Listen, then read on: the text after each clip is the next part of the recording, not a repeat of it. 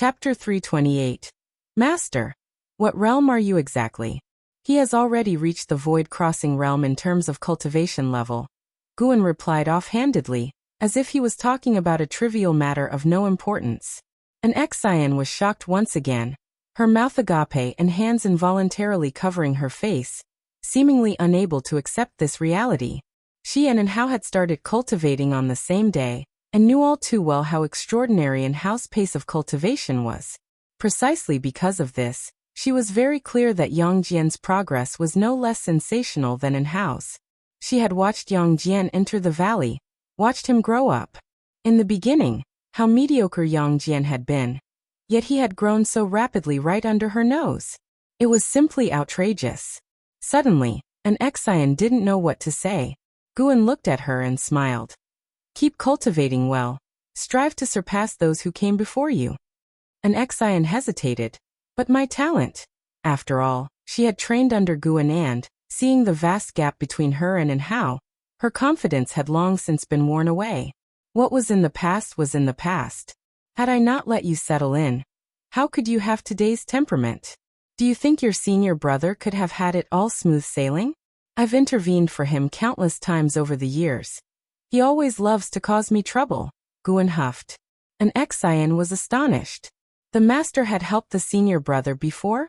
Why hadn't the senior brother mentioned it? Damn it, he actually kept it hidden from me. An Xian gritted her teeth. She looked at Guan and asked, Then, do I have a chance to surpass my senior brother? Guan spoke earnestly. That depends on how much determination you're willing to put forth. No one is predestined to be stronger than another. These words completely ignited Nzin's aspirations, as if flames were blazing in her eyes. Blood Prison Great Saint was somewhat displeased. I haven't finished bragging yet. After returning to Third Medicine Valley, an Xian was in an exceptionally good mood, wandering around and greeting everyone she saw.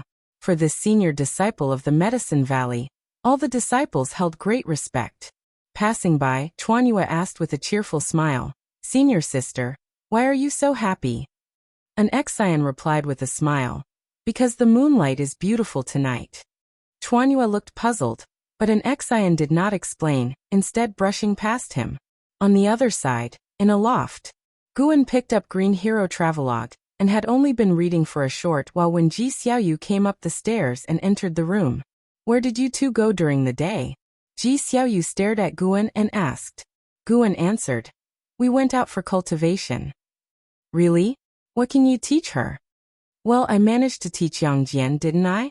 Just wait, maybe he'll make a name for himself and shake the world someday. Ji Xiaoyu raised an eyebrow. After a moment of silence, she asked, You wouldn't happen to know Sword Venerable Fu Dao, would you? Gu An's face changed dramatically, and he exclaimed with shock. How did you know? Really?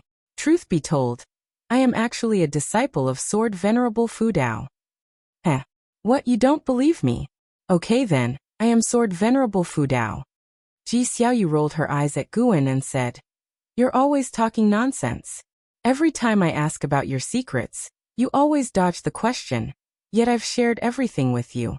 At this point, her tone carried a hint of melancholy. Guan replied helplessly, My dear sister, I do want to know. Every time you just tell me outright, I listen with trepidation, fearing that your enemy from a former life will come knocking at our door. It's not death I fear, but if the enemy tortures me severely, even if I confess, they might not believe me. As he spoke, Guan rambled on, causing Ji Xiaoyu to show a look of remorse. From Guan's perspective, it indeed seemed like a lot of pressure. After Guan finished speaking, Ji Xiaoyu asked, Should I stop telling you from now on? Really? False. I'm still going to tell you. You only live once. I speak to you not because I want to talk about these things. Having said that, Ji Xiaoyu turned and left, leaving behind her solitary silhouette. Guan laughed to himself. This girl's nature was indeed amusing. Then he picked up the Green Hero Travelogue from the table and continued reading. Xian Tianyi hadn't published a new book recently, which had allowed some laziness to set in, causing Guan some dissatisfaction. Find a moment to tap him on the shoulder? Forget it, that's beneath my dignity. Having Shenzhen come back to the Jianghu wouldn't be bad either. She has the talent to surpass Xiantiani. High up under the blue sky, above the white clouds, Guan rode the blood prison great saint with an Exian standing beside him. An Exian, dressed all in white and wearing a white jade mask, was at that moment caressing her mask. "Master, where are we going?" An Exian turned her head and asked, feeling a powerful force whisking her away, immense and vast. "To another branch of your master's sect," Guan replied. Upon hearing this, an Exian immediately became excited and asked, "Master, what realm are you really in? Even Senior Nine Fingers, and the others can't see through your disguise." "I am slightly higher in cultivation level than the Nine-Fingered Divine Lord, Wu Xing and Shen Xinzi," Guan answered ambiguously. Seeing that he was unwilling to reveal more, an Exian didn't press the matter, and started to get curious about their destination. A gust of sea breeze blew from the front, prompting an Exian to turn her head. Immediately, her complexion changed drastically. One by one, towering and majestic peaks entered her vision, shocking her very eyes. Guan glanced at her, feeling a sense of emotion. Since they had recognized each other, an Exian seemed to have become a different person, lively as if returning to her youthful days. This indicated that she truly saw Guan as family. With parents present, a child can afford to be willful. Without parents to accompany, one must learn to behave properly. An Exian was like this, which made Guan quite happy. After all, he had watched an Exian grow up, and she had been with him for so many years. In his heart, wasn't an Exian like a daughter? "Look at you, acting like you've never seen anything. This is Mortal World Peak. And the master here is the Peak Master of Dingtian Peak." Blood Prison Great Saint said proudly, as if he himself were the Peak Master of Dingtian Peak. An Exian exclaimed in astonishment, "Dingtian Peak? I've heard of it. Senior Lu came to attend the Millennial Peak Conference before. So that's how it is, no wonder. Master, if Senior Lu knew it was you taking care of her in secret, with her affection for you, she would probably wish to pledge herself to you right there and then." Guan's handsome face turned red, and he fake coughed, saying, "What nonsense are you spouting? How could a girl speak such words? Your master would never become Taoist friends with her." "Just so she isn't worthy?" Blood Prison Great Saint chimed in, feeling annoyed with Lu Lingjun, also an ascender, ever since she had called him a stupid cow. An Exian giggled behind her hand and said, "I finally understand why the master refuses to accept those female companions. Indeed, there's no need. They would only drag you down." She admired Guan greatly. The master truly gave without expecting anything in return. What woman could resist his charisma? And who would have thought that Sword Venerable Fu Dao would be a valley master at the Supreme Sect? Such a waste of talent. The master really has patience. An Exian silently vowed to herself to become a great cultivator like her master. Hidden amidst the mortal coil, watching over the swirling winds of the world with a smile. If she could truly surpass her senior brother and junior brothers, she would also conceal her cultivation level, watching the two of them vie against each other with a smile. Just by thinking about it, an Exian felt a surge of excitement. At that moment, a vast aura descended, dispersing the sea of clouds and fluttering in Zin's long hair and gown. She looked up, and her eyes instinctively widened. There before her was a green mountain reflection stretching across the sky, larger than all the massive peaks in front of them. Guan remained expressionless. His reason for coming today was for this very item. It was an Immortal Path supreme treasure belonging to Mortal World Peak. Chapter 329. Fushenxiu Qingtian Peak. When the azure mountain shadows hung suspended in the sky, disciples from various peaks flew out, looking up at this magnificent scene. Guan did not stop, taking Blood Prison Great Saint and an Exian toward Dingtian Peak. An Exian, feeling the aura of the mountains and cultivators along the way, was secretly astonished, realizing that Mortal World Peak truly was unfathomable. Seeing that Senior Lu hadn't spoken falsely, the oppressive force of the azure mountain shadows lingered for a long time, enveloping the entire domain of Mortal World Peak, prompting discussions among the disciples from all peaks. Upon reaching Dingtian Peak, Guan flew toward the mountaintop. Only then did an Exian truly feel the immense size and height of these mountains. Thinking that such a vast mountain belonged to her master, And Zin's gaze toward Guan was filled with admiration. Soon, they arrived at the top of the mountain. And as soon as they landed, Zhu Xinglan, the leading disciple of Dingtian Peak, appeared and came forward to greet Guan with a salute. "What's the situation?" Guan asked. Zhu Xinglan replied. "Its main peak's Fu Xinxiu subduing an immortal path supreme treasure. He is the future master of the main peak and the disciple with the strongest talent in 1,000,000 years in Mortal World Peak." There was a complex tone in his voice when he mentioned Fu Xinxiu. Guan looked up at the azure mountain shadow in the sky and laughed. "That's quite a commotion. For such a carefree primordial immortal to subdue an immortal path supreme treasure, it seemed to be quite strenuous." It seemed that this immortal path supreme treasure was somewhat special. Zhu Xinglan answered. This immortal path supreme treasure was found beyond outer heaven by the peak master, without the suppression of Qi fortune from the holy court. Truly subduing its immortal spirit would raise quite a ruckus, and there have been those who failed before. Guan nodded and then asked about Dingtian Peak's recent situation, learning that there was nothing requiring his intervention. Only then did Guan start walking toward the medicine garden. An Xian and blood prison great saint followed behind him, with Zhu Xinglan accompanying them. Yet his gaze occasionally shifted toward the sky, admiring the vast azure mountain shadow. Who wouldn't want to possess an immortal path supreme treasure? It's just that their numbers were limited, and it wasn't something one could have just by wishing for it. While picking medicinal herbs, Guan introduced them to an Xian. The majority of the medicinal herbs here were unheard of by an Xian, so she listened intently and wasn't distracted by the phenomenon in the sky. Zhu Xinglan was inwardly curious about the origins of this girl, feeling that their master treated her differently compared to others. And Zin's mask, crafted by Guan, was inscrutable for Zhu Xinglan, who was at the 9th layer of Wandering Immortal Realm, and he didn't dare probe with his divine sense.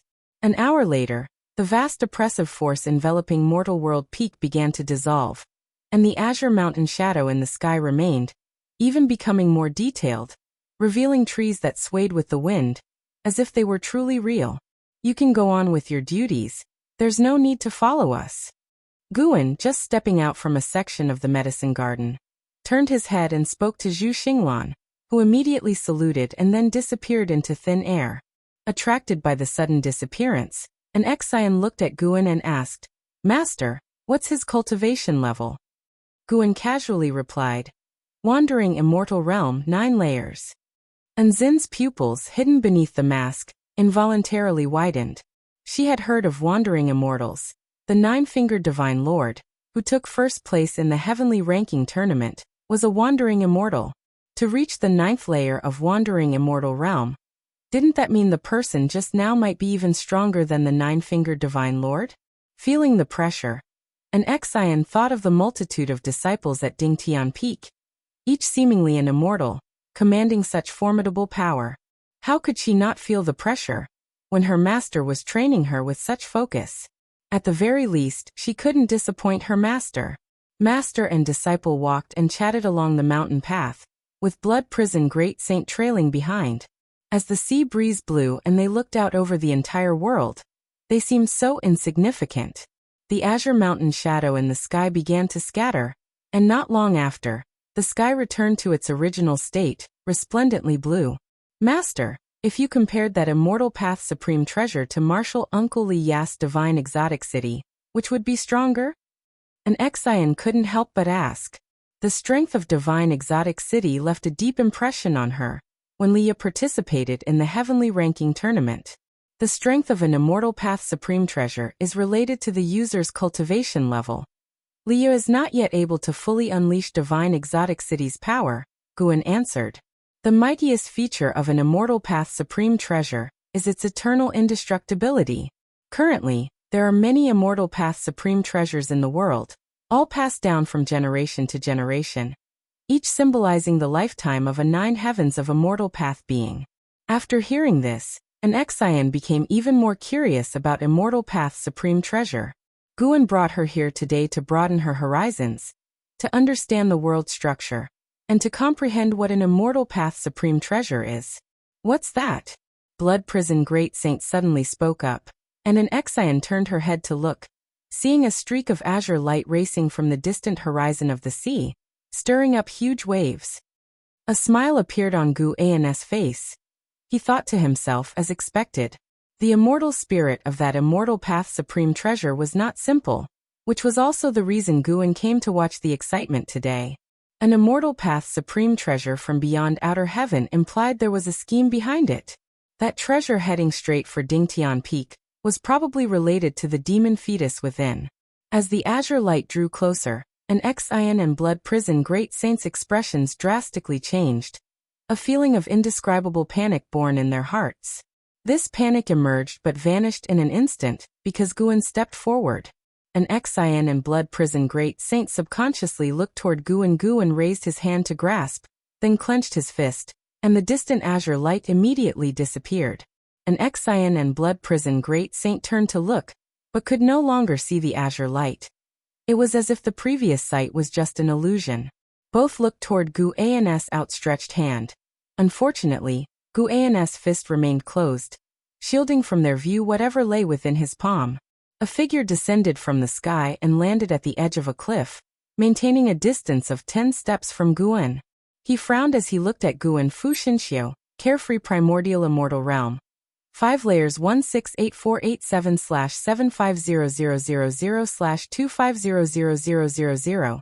Seeing the other's lifespan, Guan felt he indeed deserved the reputation of the #1 talent of Mortal World Peak. In the future, he might even surpass the divine immortal of wondrous Dharma. Fu Xinxiu asked, "Could it be Senior Meng Lang?" Meng Lang?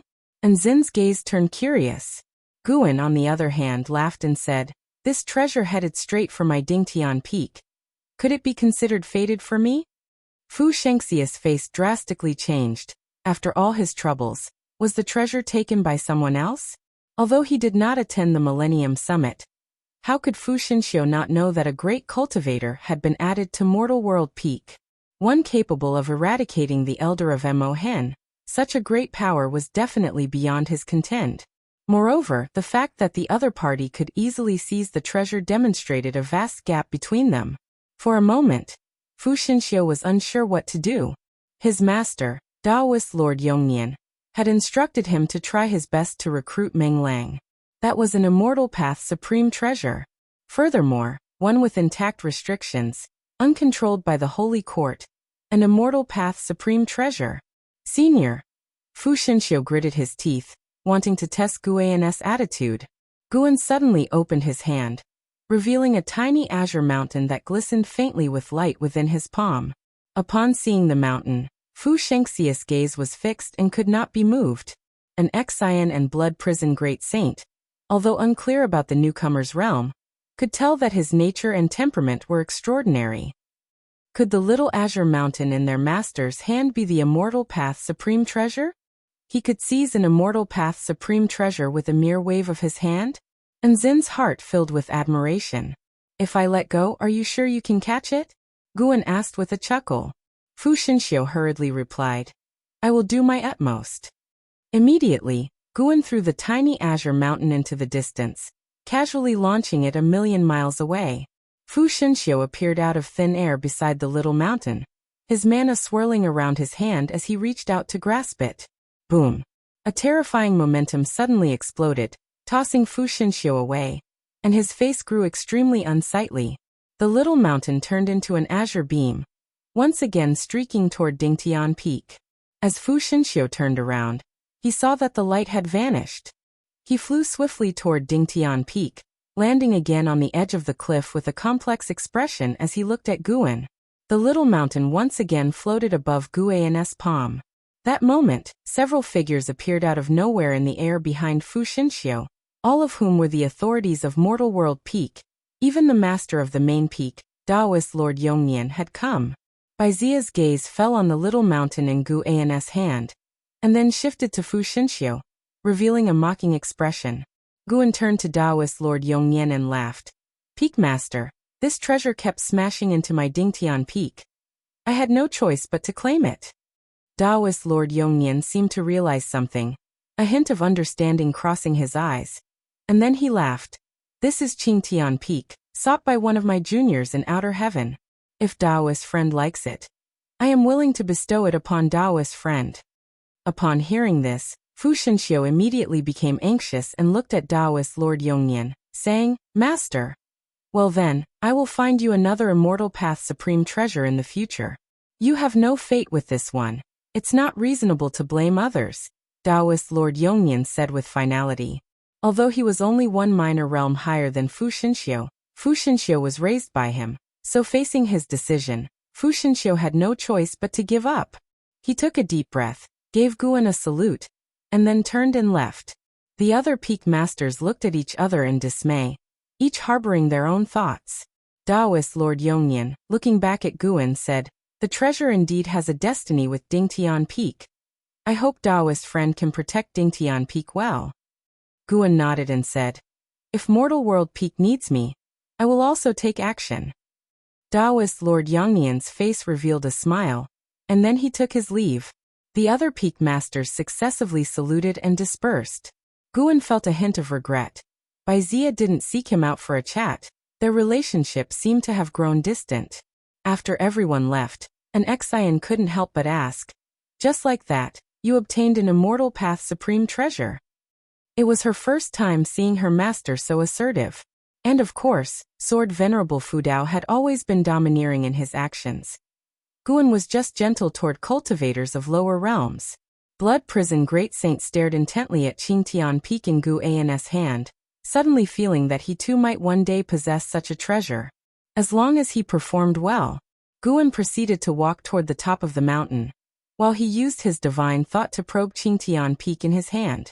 Qingtian Peak had already fostered an immortal spirit, apparently alive for many years, far more powerful than divine exotic immortal spirit. After all, it was able to break free from the suppression of a carefree primordial immortal. Soon, his divine thought captured a heavenly demon, hidden within the walls of a dilapidated temple within Qingtian Peak, extremely concealed and probably difficult to detect even for the divine immortal of wondrous Dharma. Practice diligently.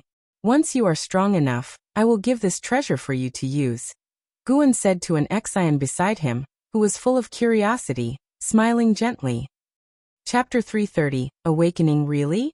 When an Exian heard Gu An's words, she was instantly excited, and the eyes of the Blood Prison Great Saint also turned fiery.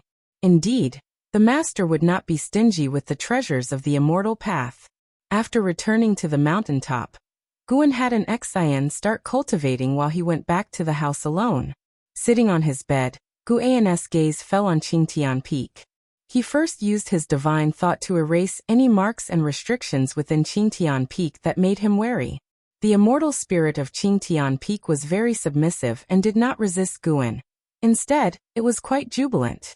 After taking safety precautions, Guan began to make Qingtian Peak recognize him as its master.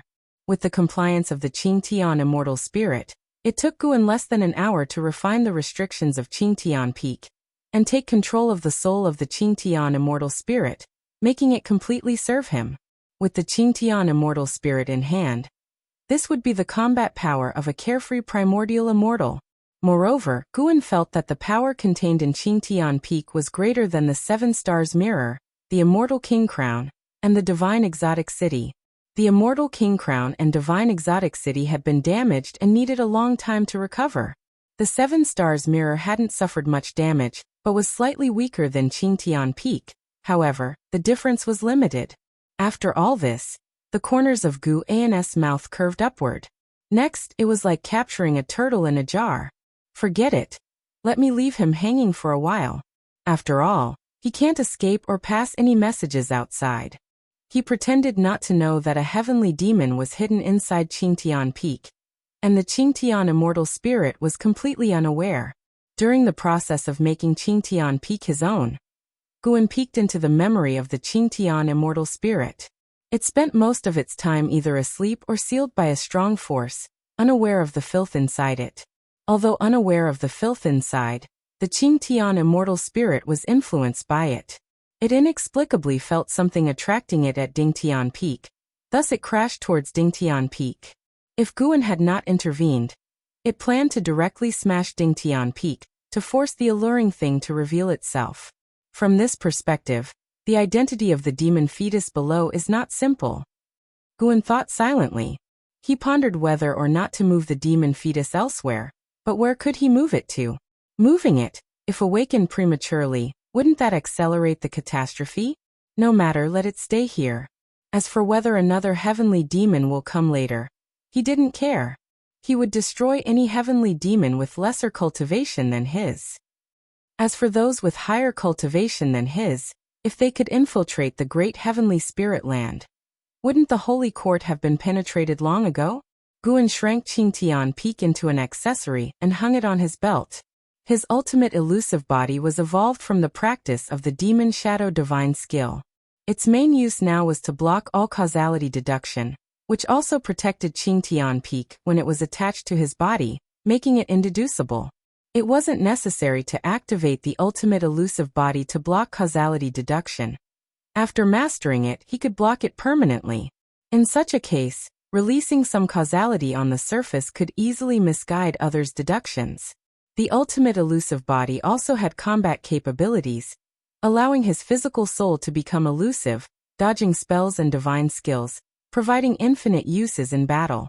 Guan stood up, stretched lazily, and loosened his body. Heavenly demons, the holy court. It's really hard to achieve true peace in this world.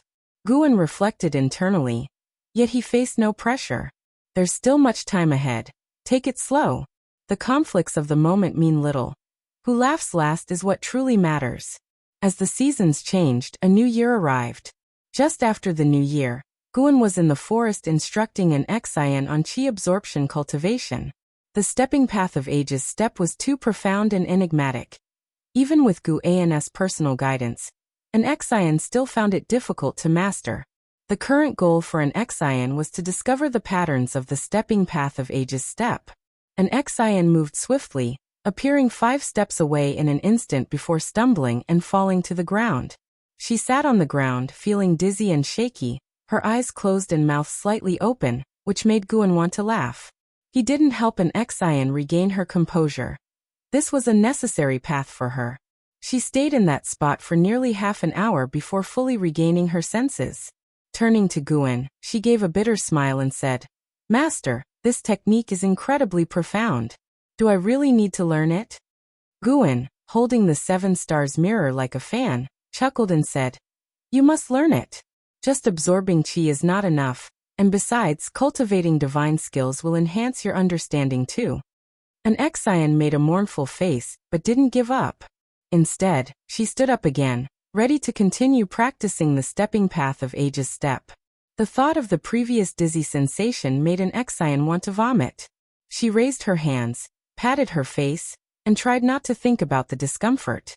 At that moment, she turned her head and saw a golden glow in the sky outside the forest, rapidly stretching out and magnificent like the sunset. Guan also looked up, his expression calm. Is it finally coming? Meanwhile, overseas on an island, Yang Jian and Heaven Sect stood side by side. Yang Jian gazed at his right hand, having just crushed a golden jade stone given by Heaven Sect, with his palm covered by a golden sphere and tiny golden stars scattering into the air. He appeared expressionless, yet he was extremely nervous inside. Merging with his past memories, was he still himself? Heaven Sect looked at him and comfortingly said, "Don't worry, this process won't be painful. I've already set up formations, and no one will disturb you." Yang Jian looked up at the sky where the golden glow covered the sky. So beautiful. But this phenomenon. Yang Jian hesitated. Heaven Sect stroked his beard and said, "Don't worry, this phenomenon covers a vast area, and you don't have to worry." Yang Jian took a deep breath and refocused on his palm. Then, the golden stars rising from his palm began to fly toward his face, eventually entering his eyes. The wind picked up on the island as the world's spiritual energy surged towards Yang Jian. The golden light in his palm brightened, illuminating his face while his eyes flickered with different scenes. Seeing this, Heaven Sect smiled, slowly backing away to give Yang Jian space. Elsewhere, inside Supreme Sect, Guan could see the heaven and earth rules enveloping Yang Jian, with yin yang rules being the most intense. He couldn't understand the process, but he felt that Yang Jian wouldn't encounter any mishap. There was no other soul in that golden jade stone, so there was no risk of soul snatching. Master, why has the sky changed color? An exile curiously asked. Your fellow disciple is awakening his past memories, Guan said nonchalantly as he gazed at the sky. Past memories? An exile immediately became interested, and Guan did not hide the truth, revealing Yang Jian's causality. Hearing that Yang Jian was the reincarnation of a holy king from the holy court, an exile was even more shocked. No wonder he's so powerful, Master. Could my fellow senior brother also be the reincarnation of a great power? An exile asked, staring intently at Guan, her eyes apprehensive. Probably not. Guan's answer left an exile feeling disappointed. If and how was a reincarnation of a great figure, that would mean she was not too bad. The problem was her comparison to an how. However, everyone might have a past life. Once you reach a certain realm, you will understand. Guan said and then looked away. He stood up and said, let's stop here for today. Upon hearing this, Anzin's face revealed a relieved smile. She followed Guan's steps. Master, if Yang Jian awakens his past memories, does that mean he will become the Holy King again? Is the Holy King powerful? What he becomes is up to him to decide. As for the power of a Holy King, let me tell you something. The Great Cold Demon sect previously served a Holy King. A Holy King could command a sect like the Great Cold Demon sect? Don't be overly dramatic. Thinking about it now, having such a powerful Holy King as my junior brother feels like a dream. I'm telling you this, not for you to marvel, but for you to clearly know your own goals. Hee, Master, I will practice diligently. With your teachings, what is a Holy King? The master and disciple continued chatting as they returned to the valley. Guan used the power of causality to alter their conversation, so he wasn't worried about exposure. After reaching the divine thought true immortal realm, Guan studied causality and destiny the most and controlled his own power of causality more and more skillfully. Meanwhile, every being in the broken sea domain looked up at the heavenly phenomenon. Guan even saw some powerful figures flying out from the Holy Land where the Holy Court was located, rushing towards the broken sea domain. Fortunately, Yang Jian was not awakening in the Taitsong continent. Otherwise the continent would face trouble again. The golden phenomenon lasted a day and a night, and by noon the next day, Shenzhen came to visit Guan. After closing the door, she started setting up a formation and busied herself for a while before coming to sit at the table. Yo, still reading Green Hero Travel? Why not read my Supreme Secret Records? Shenzhen teased. Guan replied, Supreme Secret Records is too short. The implication was, when will you write something new? Shenzhen seemed not to understand. She took out a scroll from her storage bag and spread it out on the table. She had actually drawn the golden phenomenon from yesterday. The golden sky enveloped the land and mountains, showcasing the majestic atmosphere of the immense landscape. Guan noticed that as the scroll was unrolled, the heaven and earth rules gradually drew near. Once again, she used her painting to move the heaven and earth rules. Yesterday's phenomenon was no simple matter. It gave me an indescribable feeling. Shenzhen began to share her thoughts on her painting process. However, Guan caught a special power emerging from the depths of the heaven and earth rules. This power somewhat resembled the inheritance left by Heaven sect. Could it be that Yang Jian's past life was also related to the heavenly Tao represented by Heaven sect? Besides this power, Guan was interested in the reincarnation rules. This painting also attracted the reincarnation rules. Heaven and earth rules are omnipresent, only elusive to mortal spirits. In the eyes of a divine thought true immortal, heaven and earth comprise many layers. Beneath the heaven and earth rules lies even deeper forces of order. After Shenzhen introduced her painting process, she proudly asked, What do you think? It seems you've sensed my painting intent. Want you comment? Guan focused on the scroll and replied, It indeed makes one easily lose their mind.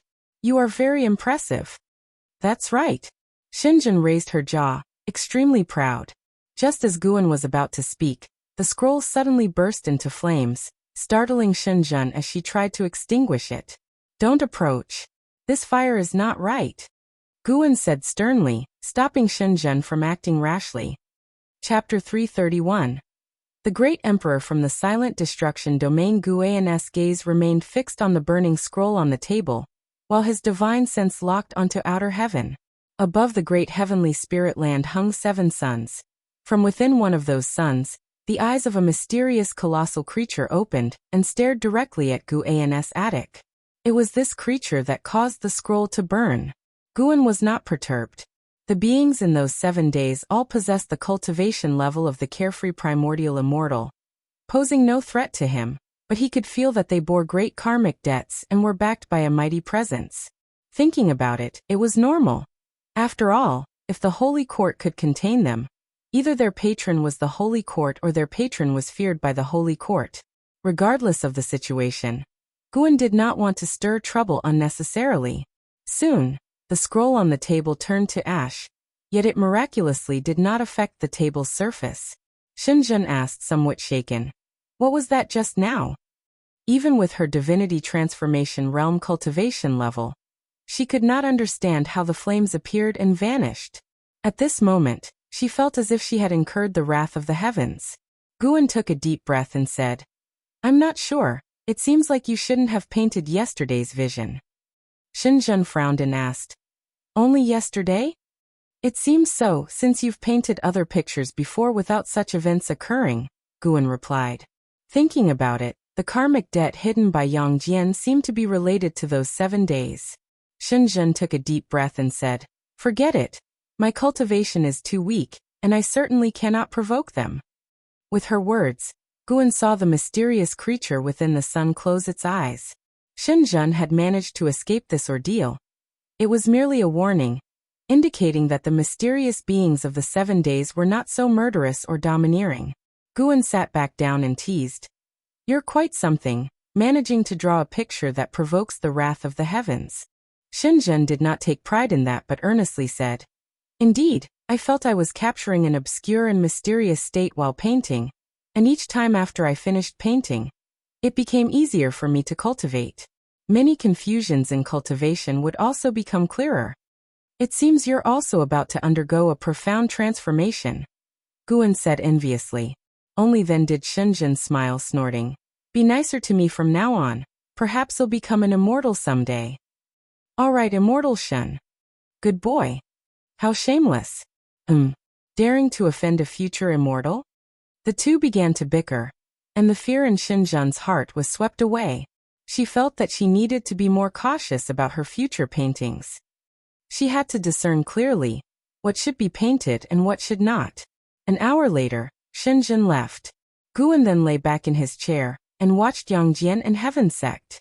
After awakening his past life memories, Yang Jian's cultivation had not experienced substantial transformation, but his whole demeanor indeed had changed. Guan watched for a while, and, confirming that Yang Jian was unharmed, withdrew his gaze. In the days that followed, Yang Jian and Heaven Sect stayed on that island, protected by Heaven Sect's formation. Many great cultivators passed by, unable to detect their existence. Until the summer came. Guan rode the Blood Prison Great Saint down from the transmission array platform, feeling cheerful. Just as he was about to leave, Nine-Fingered Divine Lord approached him curiously and asked, Guan, your disciple in Exian has changed significantly lately.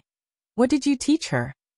Because Guan had previously mentored Yang Jian, he believed Nzin's changes were related to Guan, which made him more curious about the being behind Guan. The most mysterious and powerful entity in the Supreme Sect was Sword Venerable Fudao. Nine-Fingered Divine Lord had always felt that Guan was connected to Sword Venerable Fudao. Perhaps Guan's achievement in Go was related to Sword Venerable Fudao. As for the possibility that Guan was Sword Venerable Fudao, after learning Guan's age, he ceased to think in that direction.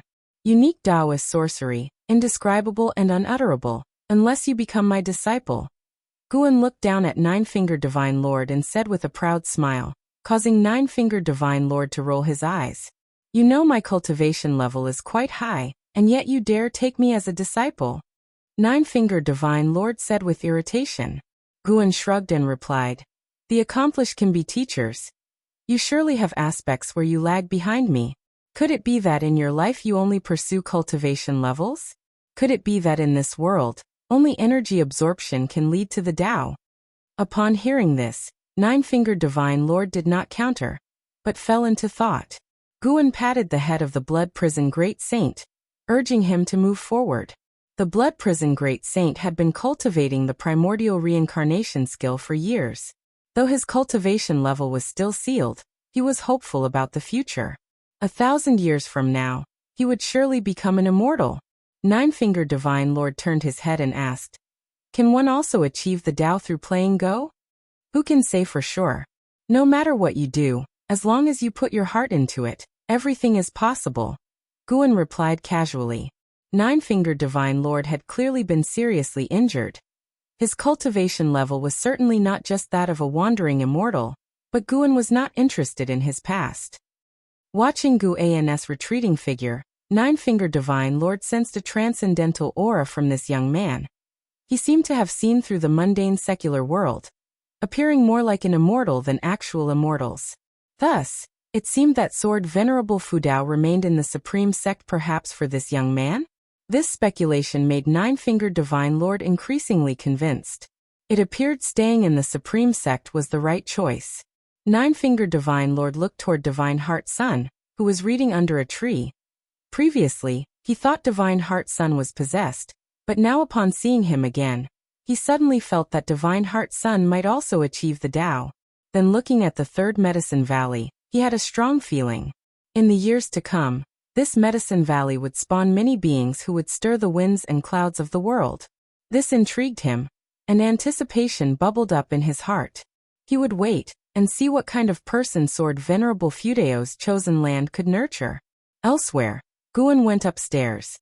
He closed the door of his room, sat down in the chair, and took the miniature Qingtian peak that had become a piece of ornament at his waist, placing it on the table. Today he felt a slight anomaly within Qingtian Peak, related to that mysterious heavenly demon. That fellow couldn't restrain himself anymore. Guan's divine sense probed into Qingtian Peak, which also concealed a realm within it. Although not as extensive as the realms within Divine Exotic City, this realm was broader than the Taitsong continent. At that moment, inside a dilapidated temple, Guan's divine sense avatar walked in. Sunlight pierced through the worn temple walls, elongating Guan's shadow. Guan approached a wall crowded with ancient paintings, pitted and aged, their history unknown. "Come out, let's talk.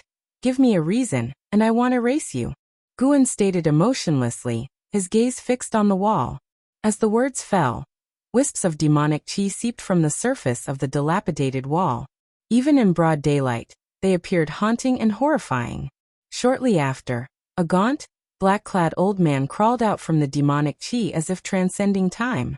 His eyes brimming with bloodshot veins, he locked his gaze on Guan the moment he emerged. Upon standing up, he asked in a deep voice, "Who exactly are you, and what do you want?" Guan answered, "You impact Qingtian Peak toward my mountain. You ask me what I want." Upon hearing this, the old man's expression grew even grimmer, and he fell silent, his eyes flickering. "Are you here because of the demon fetus?" Guan asked. Upon hearing this, the old man's face changed drastically, and his body began to tremble. He stared intently at Guan and asked, "What have you done to him?" "I haven't touched him yet, but the trouble he has caused me seems to be growing."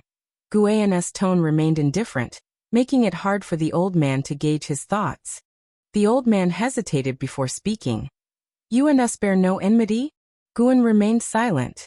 Emboldened, the old man continued, "If you do not wish to be entangled in this great karma, it would be wise to leave this place. The demon fetus is a reincarnation of the great emperor from the silent destruction domain, gestated for tens of thousands of years and immovable, with more heavenly demons yet to descend." Guan pondered internally but asked aloud, "So you have already established contacts with some of the upper echelons of the Holy Court?" The old man answered, "If you truly don't wish to involve yourself in this karma, it's best not to inquire further. Inquiring more will inevitably alert certain beings." When Guan put forward this question, it indicated to the old man that Guan was not connected to the Holy Court, so he did not wish to make an enemy of Guan. Given Guan's methods in suppressing Qingtian Peak, he knew he was no match. "What is the purpose of your infiltration into the great heavenly spirit land?" It wouldn't be to target the beings of this realm, would it? If so, where could I possibly flee to? Guan asked slowly. He was also making a decision. Whether to leave Mortal World Peak. Logically, if he wanted to avoid trouble, he should leave. The universe is vast. There are always places to hide. Besides, our plans cannot commence in the short term. The old man replied. Sensing Guan's intention to withdraw, he felt more confident. What was the cultivation level of the demon fetus in his previous life? Guan inquired. The great emperor in his previous life was an entity of the immortal 8th layer heaven. It won't be difficult for him to reach the immortal 7th layer heaven in this life, the old man replied. Even though the old man was a carefree primordial immortal, to him, reaching the divine immortal of wondrous Dharma realm was challenging, not to mention higher realms. The immortal 7th layer heaven was already in existence that could traverse the universe in his mind, unless those eternal beings took action. Immortal 8th layer heaven. Guan's expression turned ugly, but he was slightly relieved internally. The 7th layer was the Tao Void mysterious immortal, and the 8th layer was the divine thought true immortal realm where he belonged. He was at the 9th level of divine thought true immortal realm. The old man, thinking Guan had been frightened, continued.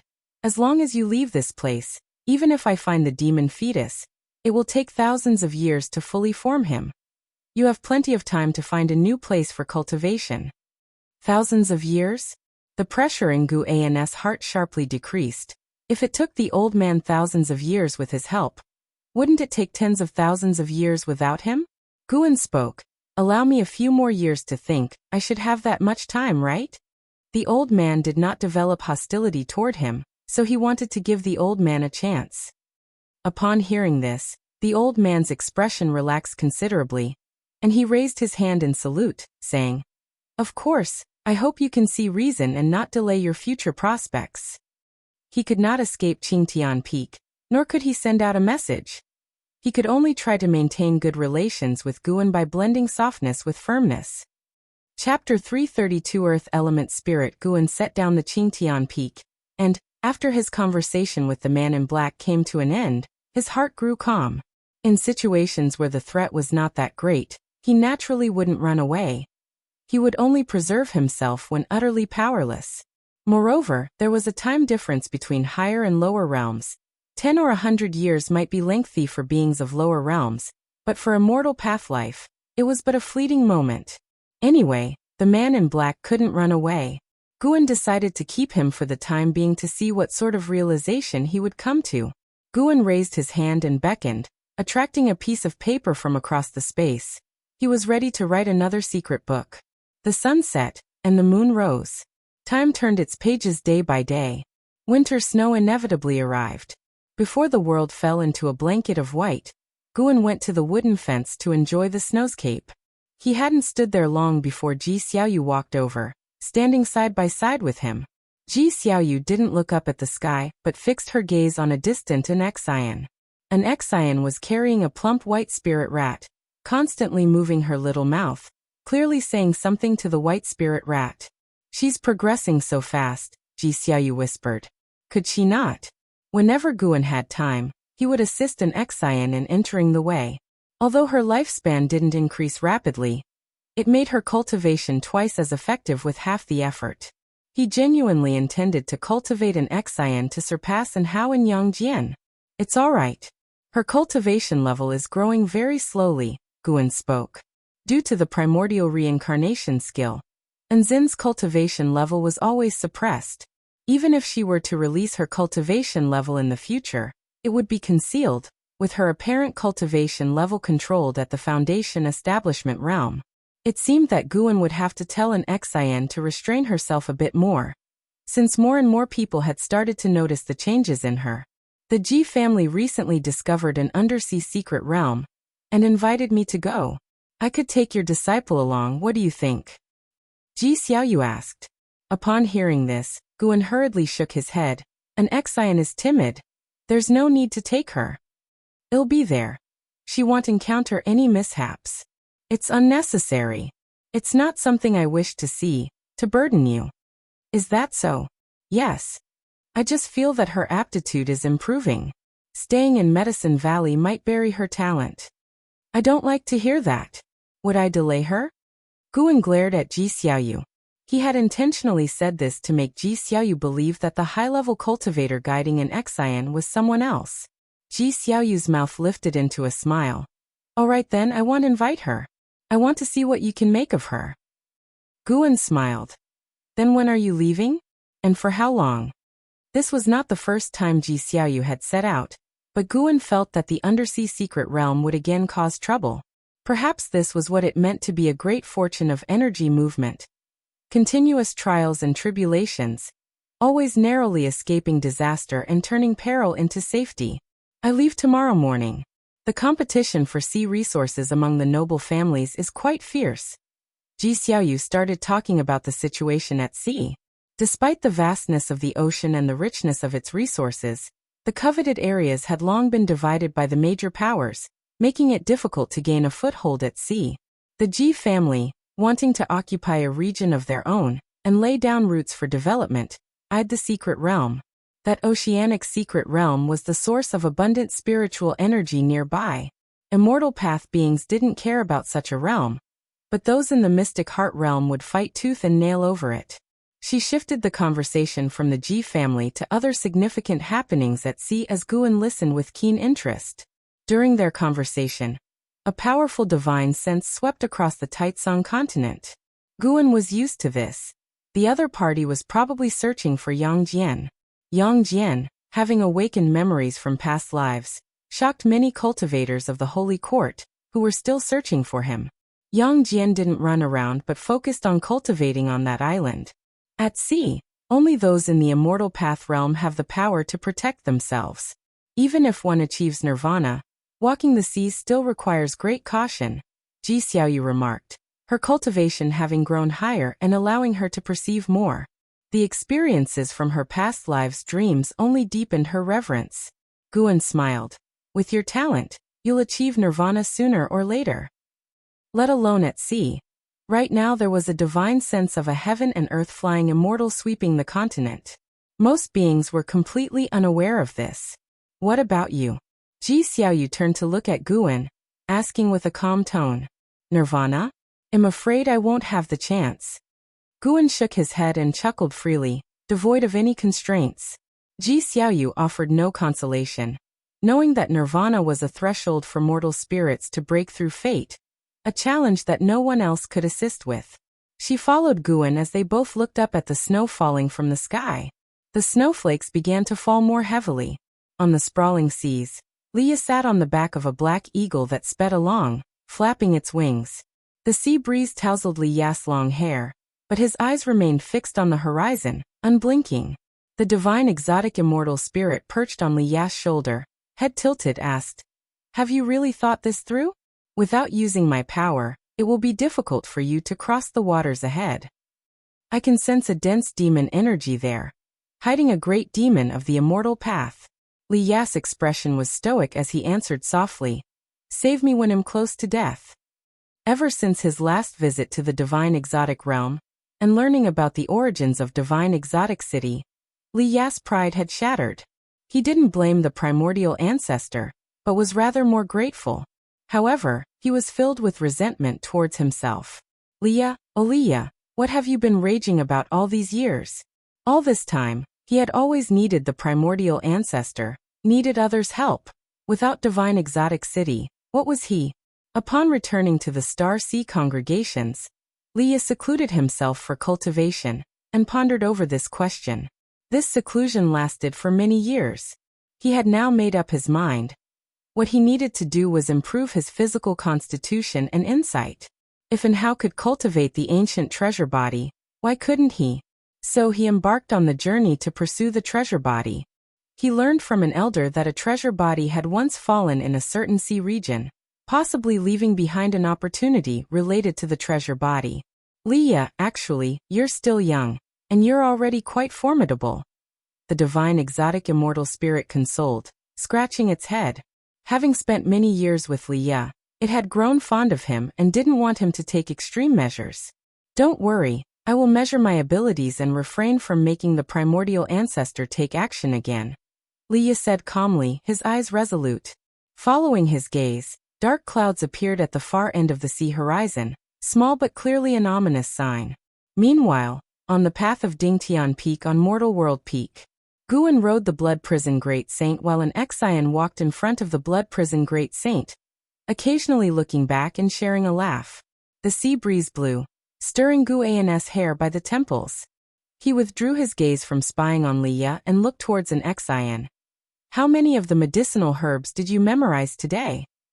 It had been 8 years since Ji Xiaoyu left for the undersea secret realm. She had not returned for 8 years, but as Guan saw she wasn't in mortal peril, he allowed her to face the ordeal alone. During these 8 years, Guan taught an Exian no other spells or divine skills. Aside from chi absorption cultivation, she only practiced the stepping path of ages step daily. Wearing a mask, an Exian turned back and said, "Master, rest assured I remember them all." "Good, go back and write them into a book, so other disciples can increase their knowledge in the future." Guan nodded. An Exian was about to reply when 2 figures descended from the sky and landed on the stone steps ahead. Upon seeing these 2 people, an Exian immediately tensed up. They were Taoist Lord Yongnian and Fu Xinxiu from the main peak. An Exian thought they were there to demand the Immortal Path's supreme treasure. Taoist Lord Yongnian raised his hand in salute, saying, "May I inquire if Taoist friend has time? My disciple and I have a matter to request." Upon hearing this, Guan responded, "Speak directly, what's the matter?" Taoist Lord Yongnian glanced at Fu Xinxiu and said, "Since Qingtian Peak has no affinity with my disciple, I have found another great opportunity for him, located within the Sea Demon Thunder domain. It is a treasure left by an ancient great power named Earth Element Spirit. Every 100,000 years it congeals one spirit, and its appearance is not fixed, but it can be confirmed to only appear within the Sea Demon Thunder domain. Earth Element Spirit." It was the first time Guan had heard of this, and he also became interested. According to Taoist Lord Yongnian, that ancient great power was unfathomable in his cultivation. Before passing away, he used some great divine power to refine his Immortal Path supreme treasure, submerging it into the Sea Demon Thunder domain, merging it with the ocean, rendering it unfindable. It was only when someone accidentally acquired the Earth Element Spirit that the veil of this opportunity was lifted. The Earth Element Spirit could strengthen the soul of a cultivator, and even demons were eager to obtain it. Later on, the Holy Court took charge of the Sea Demon Thunder domain, and a holy god decreed that the Thunder domain was land without an owner. No sect was allowed to occupy it, and regarding the Earth Element Spirit, it all relied on one's power. Mortal World Peak had also sought the Earth Element Spirit. Either fate was there but the affinity was not, or they found the Earth Element Spirit but lacked the power to fight for it. Hearing about the anomaly in the Sea Demon Thunder domain, which might signal the birth of an Earth Element Spirit, Taoist Lord Yongnian thought of Gu and Taoist friend Meng. "If you could take action, I would be deeply grateful." Taoist Lord Yongnian sincerely said, convinced that Guan had surpassed the carefree immortal realm. Such a great cultivator aiding them would surely clinch the Earth Element Spirit without difficulty. Guan feigned hesitation. "Will this offend other sects?" Taoist Lord Yongnian replied, "The worthy receive treasures, don't they? I've heard that Taoist friend enjoys cultivating medicinal herbs, so I'm willing to transplant a batch of Immortal Path medicinal herbs to Dingtian Peak from the main peak. How about that? Taoist friend is too kind. I've already said that if Mortal World Peak encounters an issue, I'll take action.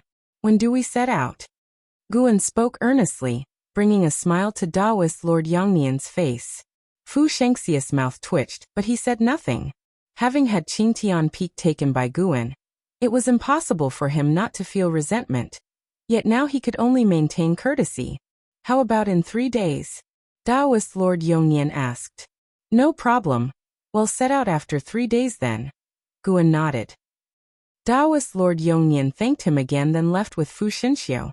An Exian turned back and looked at Guan, wanting but hesitating to speak. Guan glanced at her, asking casually, "Want to go and see?" An Exian instinctively wanted to nod, but after thinking it through, she shook her head. "Better not, I might cause you trouble. I won't go." "I could take you there, really?" Surprise sparkled in Nzin's eyes. Guan replied, "If you go, you must diligently practice the step technique I taught you. No slacking off." Upon hearing this, an Exian hesitated for a moment, but ultimately nodded. The stepping path of Age's step was indeed exquisite, and even after so many years of practice, she still found it very uncomfortable each time she performed it. So whenever Guan wasn't prompting her, she preferred qi absorption. Chapter 333 Predecessor. 3 days passed by quickly. On that clear morning, Guan took an Exian to Mortal World Peak early without bringing the Blood Prison Great Saint, which was, to say the least, rather disappointing for him. The reason he didn't bring the Blood Prison Great Saint was because Guan had acquaintances in the Sea Demon domain, and he feared it would be inconvenient. As for an Exian, wearing his specially made mask, it was very difficult for anyone to recognize him. An Exian, who cultivated the all things form and energy art, could also conceal his aura. High-level cultivators did not guess one's identity by appearance. After arriving at Dingtian Peak, Guan read books inside the house, and so did an Exian, though her gaze drifted outside the window from time to time, waiting for the two from Daoist Lord Yongyan to arrive. Close to noon, Daoist Lord Yongyan finally arrived, bringing not only Fu Xinxiu but also a female cultivator. This female cultivator was at the second level of the carefree immortal realm, not as advanced as Fu Xinxiu, but she was older and probably sent by Daoist Lord Yongyan to lead the way. And indeed, all they heard was Daoist Lord Yongyan introduce, "This is my younger martial sister, Dao name Yongxin, known as Fairy Yongxin. She will lead the way to the Sea Demon domain this time, as I need to stay at Mortal World Peak to avoid any mishaps." Fairy Yongxin followed with a salute to Guan, who returned the gesture. "Let's get going then," said Guan directly. If they could resolve the issue today, it would be great. A portion of the medicinal herbs in the outer world cave had ripened, waiting for him to harvest. Fairy Yongxin had no objections. The group went to the courtyard, where she summoned a small red mansion. The mansion rapidly expanded, taking Guan, Fu Xinxiu, and an Exian inside before turning into a red light disappearing into the sky. Daoist Lord Yongyan stood in the courtyard, looking in the direction where the mansion disappeared, concern in his eyes. Meanwhile, inside the grand hall of the red mansion, Fairy Yongxin invited Guan to sit and talk, while an Exian looked around curiously. "You're free to wander around, there's nothing dangerous here," Fairy Yongxin said to an Exian with a gentle smile.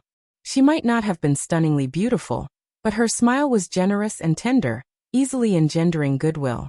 An Exian glanced at Guan, and only after seeing him nod did she dare to leave. Fu Xinxiu sat opposite Guan, his expression calm. The Sea Demon domain has already seen the appearance of a carefree primordial immortal. It's said that in these 100,000 years, a great demon has been born there, cultivating for 100,000 years, entering the realm of the carefree primordial immortal, commanding countless demon soldiers, a force not to be underestimated, said Fairy Yongxin. Guan had long ago used his divine sense to probe the Sea Demon domain. Indeed, it was dangerous and the existence of immortal path entities within was incalculable. But for him, it counted for little. While Fairy Yongxin updated him about the current powers within the Sea Demon domain, she observed Guan's expressions. Noticing that Guan remained composed, she felt somewhat relieved. He must indeed be a divine immortal of wondrous dharma. Throughout the history of Mortal World Peak, divine immortals of wondrous dharma had arisen. After reaching this level, most would head to outer heaven or seek chi fortune in the holy court. Few remained on Mortal World Peak.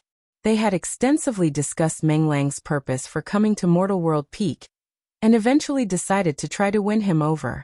If this venture went smoothly, Meng Lang would then stand completely together with them at Mortal World Peak.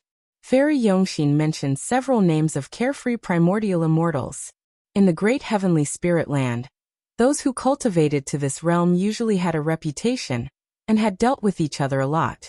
Fairy Yongxin had only encountered this great cultivator, Meng Lang, appearing out of nowhere. She suspected Meng Lang was a pseudonym, but did not point it out. After she finished speaking, Guan looked at the silent Fu Xinxiu and said, "Don't worry, as long as the earth element spirit is still there, it will surely belong to you." Upon hearing this, Fu Xinxiu hastened to thank him. He felt a mix of emotions. He had been sullen ever since Guan took Qingtian Peak away from him, but hearing Gu An's words, he inexplicably admired Guan. Those of us in immortal cultivation should indeed have such a spirit. Thinking of Guan seizing Qingtian Peak with a wave of his hand, Fu Shengxi's eyes flashed with ardent desire. In fact, he anticipated the earth element spirit even more than Qingtian Peak. All immortal path supreme treasures are external. It's said that the strongest among the immortal path will eventually create their own treasures. And he had always believed he could reach the summit of the 9 heavens of immortal path. More than external wealth, he valued the improvement of his own strength. In the subsequent conversation, Fu Xinxiu also started speaking, providing specific information about some carefree primordial immortals. Fairy Yongxin felt somewhat relieved. She was aware of the conflict between the two, and she hadn't expected Guan to give Fu Xinxiu a way out so readily. It seemed he was not that difficult to get along with after all. When an Xian returned to Gu An's side, she felt the atmosphere was very harmonious, which was not surprising to her. In her eyes, her master always managed to get along well with others and have enjoyable interactions. "Let me help the fairy to speed up a bit," Guan said with a smile. Immediately after, Fairy Yongxin's face changed, as she sensed Gu An's vast, ocean-like mana. The flight speed of the Red Mansion surged. Fairy Yongxin suppressed the shock in her heart and asked, "Taoist friend, have you been to the Sea Demon domain?" "No, but I have captured it with divine sense before. This Sea Demon domain is not simple. You only know the surface, but inside lies a divine immortal of wondrous Dharma who will be our greatest obstruction." Guan replied with a shake of his head, smiling. As he spoke, he picked up the teacup next to him and began to sip tea. Divine immortal of wondrous Dharma. Fairy Yongxin couldn't maintain her composure, and her eyebrows involuntarily furrowed. Fu Xinxiu was inwardly shocked. How profound must this person's Tao level be to mention the divine immortal of wondrous Dharma so casually? An Xian was filled with curiosity. What realm was the divine immortal of wondrous Dharma? A realm above the wandering immortal? Without mentioning the heaven and earth flying immortal, Fairy Yongxin and Fu Xinxiu led her to mistakenly think the divine immortal of wondrous Dharma realm lay immediately after the wandering immortal. He fears those above the 5th level of the divine immortal of wondrous Dharma realm. Fairy Yongxin thought to herself and gazed at Guan with a mix of reverence and anticipation. In the following conversation, Fairy Yongxin dared not address Guan merely as a Taoist friend, but referred to him as a senior. Guan did not shy away from this title, graciously accepting it. This made an Xian proud, and she sat up straighter. Boom! The deafening thunder echoed above the ocean, with torrents of waves rising and crashing down. A black hawk skimmed through the tempest. Liya stood on the back of the hawk, his brows furrowed, murmuring, "I run into such a fierce demon aura just after entering. That old guy wouldn't have tricked me, would he?" On his shoulder, the divine exotic immortal spirit nodded frantically, saying, "I've had a bad feeling about him for a while now. He also calls himself the immortal seeking Taoist, which sounds like a bluff to me." Li Ya's brows relaxed and he whispered, "Since I'm already here, I can't leave empty-handed. If I don't find the cultivation technique for the treasure body, looking for a demon treasure to enhance chi blood isn't a bad idea either." He drew the treasure sword from his waist, a slender blade that reflected a cold light amidst the downpour. Boom! Suddenly, far out at sea, an explosion erupted, and a terrifying black shadow leapt from the water, immense and imposing as if Mount Tai itself had risen from the ocean floor and swiftly entered the clouds. The hawk beneath Liya immediately slowed down, not daring to approach rashly. Chapter 334. Is this it? A flash of red light zipped across the sea covered by storm clouds, fast as lightning. Guan, an Xian, Fairy Yongxin, and Fu Xinxiu stood on the edge of the terrace, gazing over the spectacular vista of the Sea Demon Thunder domain. Demon energy permeated the area, but it could not obscure the fearsome waves and countless lightning bolts weaving through heaven and sea like monstrous dragons and serpents, fearsomely twisting. Every so often, a giant demon beast as large as mountains would burst from the sea surface and roar unrestrained, reminiscent of the primeval chaos. The earth element spirit appears in a place engulfed by a unique radiance, making it quite easy to locate. However, the earth element spirit may attempt to escape. If it is not captured quickly, it will dive into the sea and vanish without a trace, only reappearing the next time. Fairy Yongxin spoke. Guan nodded slightly. He could feel a strong divine thought pervading this ocean, dissipating within the waters, unable to condense. It seemed that the ancient great cultivator Fairy Yongxin mentioned had at least the cultivation level of a divine soul true immortal. Divine soul true immortals could also perish. Who knew what calamity he had faced? While pondering, Gu An's divine thought enveloped the sea demon thunder domain. The domain was immense, larger even than the entirety of the broken sea domain, teeming with countless demon creatures from every possible realm, ranging from the divine immortal of wondrous Dharma down to those in the energy cultivation realm. There were many areas within the domain that his divine thought could not penetrate directly.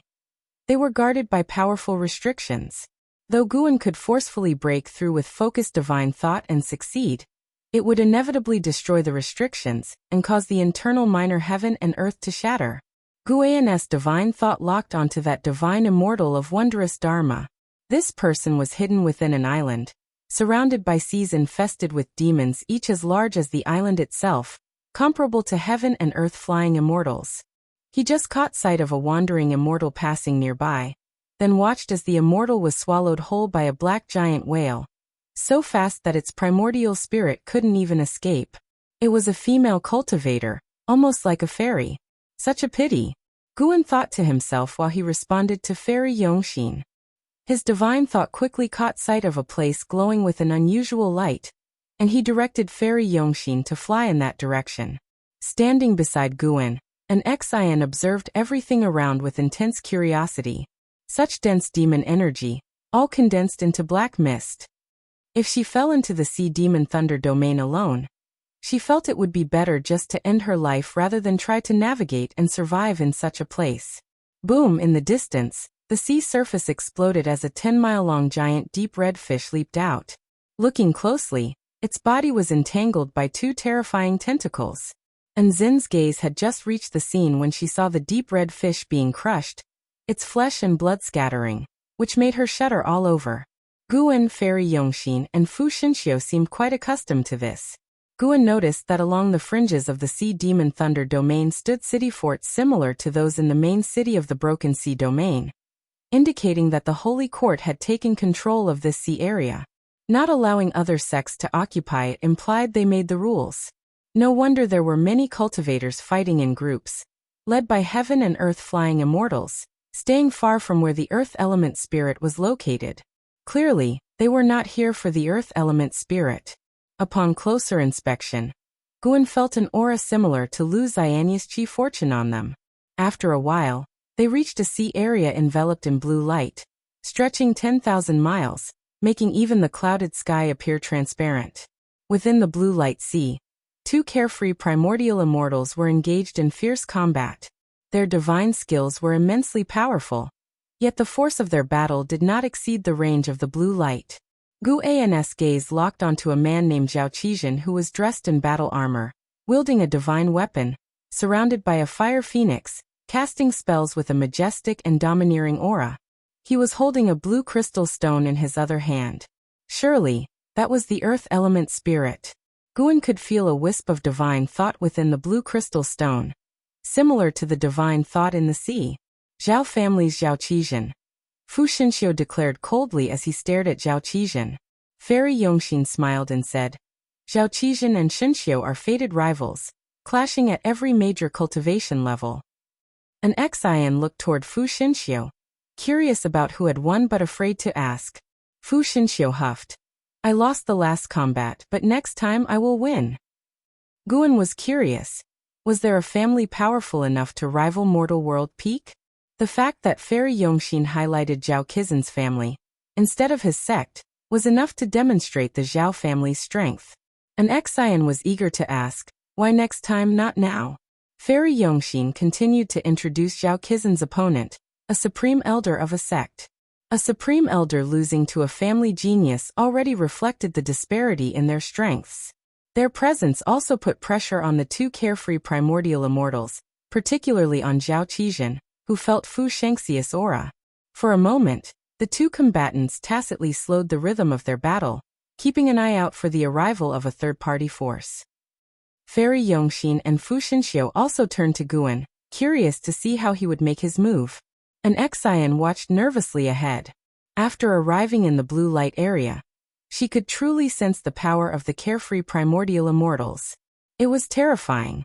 Such overwhelming battle pressure had never appeared even at the Heaven Tier tournament. Guan raised his right hand and made a grabbing gesture at the engaged Zhao Qizhen, who vanished into thin air. The carefree primordial immortal he was fighting immediately retreated, his gaze swiftly turning toward the distant building. Fairy Yongxin and Fu Shenxiu did the same, their eyes falling on Gu An's hand, and the two carefree primordial immortals suddenly looked alarmed. Coming to her senses, an Xian instinctively turned her head and stared wide-eyed. The previously dominant Zhao Qizhen was now in Gu An's hand, tiny as an insect. Zhao Qizhen looked up, shock and dread filling his face, most terrified by his inability to escape, bound by an invisible, intangible force. Guan raised his left hand, extending his forefinger and middle finger. Zhao Qizhen felt something slip from his hand, and looking down, saw the earth element spirit gone, now between Gu An's fingers. Guan casually tossed it, and the earth element spirit fell into Fu Shengxi's hands. Fu Shenxiu stood dumbfounded, and Fairy Yongxin's eyes also widened. It was successful just like that? Guan threw Zhao Qizhen from the palm of his right hand. Zhao Qizhen regained his freedom, returning to his original size. Stabilizing himself, he looked at Guan, his eyes filled with dread. Guan, expressionless, couldn't be bothered to say anything and instead turned to Fairy Yongxin. "Let's go." Fairy Yongxin, coming to her senses, instinctively cast a spell, propelling the building. Guan simply revealed himself and did not earn the hostility of Zhao and his companion, so he spared their lives. Watching the building recede, Zhao Qizhen's handsome face flushed with embarrassment. He tried to calm his emotions. Just from the other's display of power, he knew he was no match. If it were him, he probably would not have spared a life. Now all he had was confusion. Since when did Mortal World Peak have such a powerful figure? His capabilities must certainly be that of a divine immortal of wondrous dharma. Taking a deep breath, he turned to face the carefree primordial immortal he had been fighting, raised a hand in salute, leaving the latter quite stunned. Before the immortal could return the gesture, Zhao had already turned and left.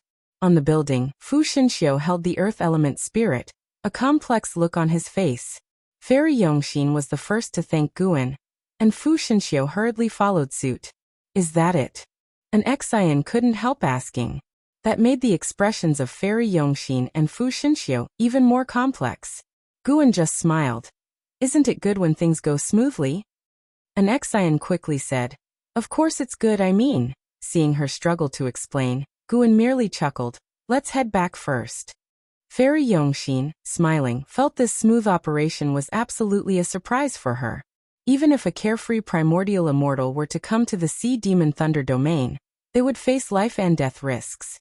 As they reached outside the Sea Demon Thunder domain, Guan suddenly grabbed Nzin's shoulder, causing her heart to skip a beat, and she soon found herself flying out of the building. Guan, holding her shoulder with one hand and waving the other, sent the building into the distance. Fairy Yongxin and Fu Shenxiu were taken aback. Before they could react, Gu An's voice reached their ears. "You two go ahead." The building sped away, the two feeling the rules of heaven and earth retreating along the way, allowing unimpeded passage, an intricate technique beyond their comprehension. "It seems he has another purpose," Fairy Yongxin remarked. Fu Shenxiu added, "I think it's because his disciple still wants to see more." Fairy Yongxin looked at him in surprise, asking, "Is he so capricious? With his cultivation level, how can that be considered capricious?" Fu Shenxiu responded, his gaze on the earth element spirit in his hand. His perception of Guan completely transformed. Meanwhile, Guan and an Xian soared on clouds, his divine thought covering an Xian, entering a special state where only those who reached the state of Tao Void Mysterious Immortal could see them. "Master, you don't have to do this for me, it's so dangerous here." An Exian cautiously spoke, deeply touched. Guan smiled. Don't overthink it. It's not for you. For whom then? You'll know soon.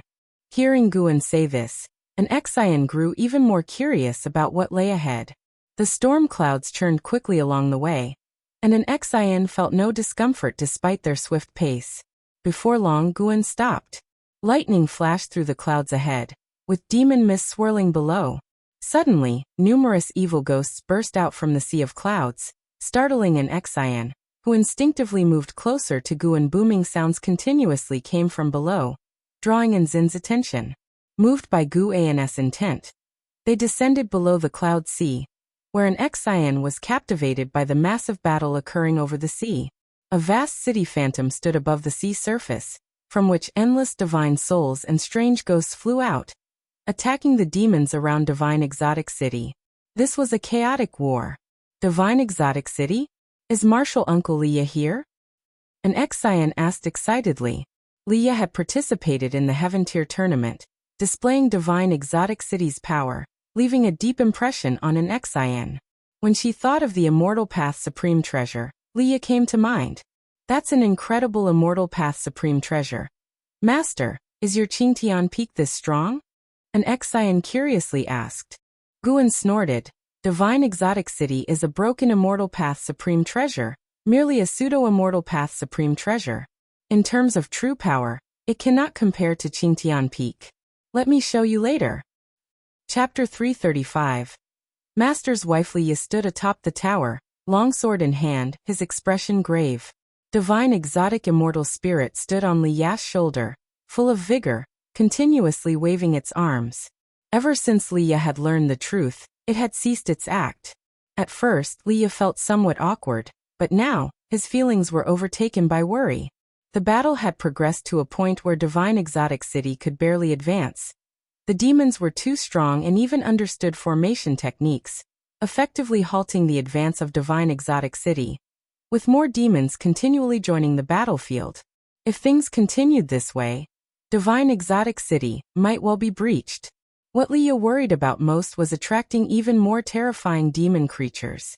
He felt a desire to retreat, fearing that the troubles would only grow and force the primordial ancestor to intervene. Leah gritted his teeth, ready to call for a retreat, when suddenly, the Divine Exotic Immortal Spirit on his shoulder started yowling loudly. I am going to unleash my divine might. The Divine Exotic Immortal Spirit raised its right arm, its youthful voice filled with excitement. Leah was stunned. He immediately looked up, scanning the surroundings. The distant thunderclouds were heavily interconnected, with no end in sight. The more he saw, the faster his gaze moved, as if searching for something. Guan noticed Liya's actions, and a smile appeared on his face. He was already aware of Liya's burden because the Divine Exotic Immortal Spirit had told him, but he hadn't said anything. Some things had to be overcome by oneself. Like Long Zhan, a powerful figure, who never hesitated and was always decisive, Guan immediately took Qingtian Peak from his waist. The peak, smaller than a palm, refracted the thunderlight, emitting an ancient aura, unsettling an Exian profoundly. Under Zin's watch, Guan raised his hand and tossed Qingtian Peak upward into the sea of clouds. The next second, a vast momentum descended, enveloping the entire ocean. Leah and Divine Exotic Immortal Spirit both felt something and looked up simultaneously. The previously excited Divine Exotic Immortal Spirit widened its eyes, a stunned expression on its face. Leah was similarly dumbstruck. The rolling sea of clouds dispersed, and a tremendously large mountain suddenly emerged. In comparison, everything else seemed minuscule. It was tens of thousands of feet from the sea surface. Even the trees on the mountain appeared gigantic, resembling divine soldiers exerting a daunting presence. In this moment, Divine Exotic City seemed like a mere pebble, demonstrating the grandeur of Qingtian Peak. Guan led an Exian to the summit. An Exian looked up to see a brilliant starry sky, and also witnessed 7 dazzling suns, all reflecting in her eyes. As soon as Qingtian Peak appeared, it grabbed the attention of all the demons. The demons, upon seeing Qingtian Peak, were equally scared. What is that? It's a huge mountain, no, an immortal treasure. Damn it. Why is there another supreme treasure appearing? This aura, no good, it's dangerous. Retreat. Hurry, retreat. Panicked cries came from the demons as they scattered like monkeys when a tree falls, fleeing at tremendous speed. Qingtian Peak remained suspended in the air without touching down. Guan turned to an Exian and chuckled. It seems we can't show the full might of Qingtian Peak. An Exian wasn't foolish and shook her head. That's because, Master, you are merciful. Otherwise they wouldn't think of escaping. Guan just laughed and shook his head. In that moment, he thought of Long Zhan and Xiaoxing Tian, and thus decided to adhere to his principles. His target for elimination should at least be beings with whom he had grievances.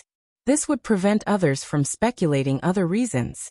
Moreover, his annual gain in lifespan had already reached 1.5 million years, and he had no reason to needlessly kill innocents and accumulate karma. After all, he could play it safe and slowly become stronger. Guan's greatest cruelty was against plants and trees, as all beings must eat. Which cultivator doesn't use medicinal herbs for alchemy? What he could do was choose the path that best suited his own growth. That's why, to Enzin's comment about mercy, Guan only smiled. He didn't consider himself merciful. His choices were also governed by a mindset of seeking benefits and avoiding harm.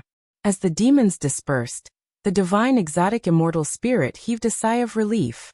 Liya meanwhile looked up at the majestic Qingtian Peak, feeling a sense of relief at that moment. So that's how it is.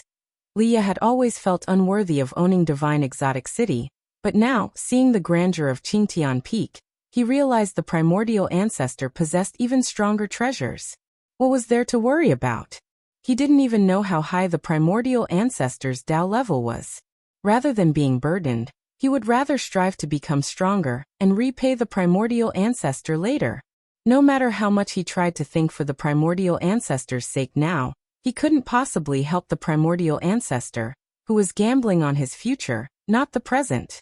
As Qingtian Peak rose higher and rapidly shrank, it gave Liya a sensation of flying beyond the heavens. After Qingtian Peak disappeared, Liya didn't see the figure he hoped to see. He took a deep breath and said, "Let's go." The divine exotic immortal spirit turned its head and asked with surprise, "Where to?" "To a place where we can compete. Clearly, this is not suitable for us. Otherwise the primordial ancestor wouldn't have used another supreme treasure to save us," Liya said calmly. The divine exotic immortal spirit scratched its head, found the reasoning sound, and nodded in agreement. Divine exotic city transformed into a rainbow of light, and streaked back the way they had come. This scene caught Enzin's eye, and she asked with surprise, "Why are they leaving?" Guan didn't expect his intervention to actually persuade Liya to leave, which left him with mixed feelings. "Let them go. We'll make another round for an ancient hour before heading back," Guan said. An Exian had no objections, and began to inquire about Divine Exotic City and Liya. Guan told her everything he knew. After the voyage through the Thunder Sea Demon domain, an Exian pursued her cultivation more diligently, becoming more reserved, just like before. Having seen a stronger world, a fighting spirit was ignited within her, and thereafter, she needed no urging from Guan. Whenever she had time, she would actively practice the stepping path of Age's step. The Nine-Fingered Divine Lord and Shinshinzi had also covertly observed her step technique. Unfamiliar and slightly embarrassed to keep spying, after watching 2 or 3 times, they completely lost interest in paying attention to an Exian. But in their hearts, both Guan and an Exian had become different. Years passed by. 5 years went by in the blink of an eye. This year Ji Xiaoyu returned. "How come you have another woman's aura on you?" Ji Xiaoyu stood at the table, frowning as she asked. Guan put down the book in his hands and replied, "I went to see my junior sister 2 days ago." Ji Xiaoyu pressed on. "Why has her aura changed?" Guan looked at her, surprised. She actually remembered Yilan's aura? She has made a breakthrough in her cultivation recently, so her aura has changed. Guan casually responded. In fact, that was indeed the case. In his heart, Enzin's status could not surpass Yilan's, so whenever he visited Yilan he would preach to her, and the elixirs he invested in her were more than those for an Exian. Watching the junior sister's maximum lifespan increase little by little gave Guan a sense of achievement. He relished the feeling of contending with the heavens. Is that so? Ji Xiaoyu asked skeptically. Guan rolled his eyes at her, saying, I am upstanding and straightforward. Why would I deceive you? Don't I often meet other women in front of you? Besides, why do you care about these matters? Don't harbor any improper thoughts about me. The karma associated with you is too great. I'm afraid reincarnation path emperor's enemies might capture me to threaten you. Ji Xiaoyu couldn't help but glare at Guan. Guan crossed his arms and said, Honestly, other than Yi Lan, Shen Zhen and Lu Lingjun whom you have seen, there is another woman who likes me. I'm still considering it, mainly because I'm raising 3 adorable female demons, so I don't have much need for romance. Ji Xiaoyu laughed, saying, It wouldn't be those 3 monkey demons, would it? More and more great cultivators from the Supreme Sect were appearing, and Tianya Valley could no longer be hidden, but LV Baitian and Li Xiandao had reached an agreement, so Tianya Valley remained unscathed. Ji Xiaoyu had learned about the situation inside Tianya Valley through the Ji family. How could it be? Guan retorted with a glare. Ji Xiaoyu pulled out a chair to sit down, and began to recount her experiences over the years. Guan listened intently. After talking for 2 ancient hours, Ji Xiaoyu finally left. After Ji Xiaoyu went downstairs, she saw an Xian speaking with 5 female disciples. Thus she waited on the spot. Once the 5 female disciples had left, she approached an Xian. At this moment, the sun began to set. An Xian turned around, saw Ji Xiaoyu approaching, and quickly stepped forward to greet her. In her heart, Ji Xiaoyu was one of the potential sect mothers, a very strong contender, capable of living under the sect leader's floor. She had to be treated with respect. Your talent is commendable. If you need help, just let me know. My Ji family has some resources, and we can assist you, Ji Xiaoyu said, staring at an Xian. Upon hearing this, an Xian hurriedly thanked her, then added, Thank you for the kind offer from the Ji family, but it's not necessary after all. I have my master.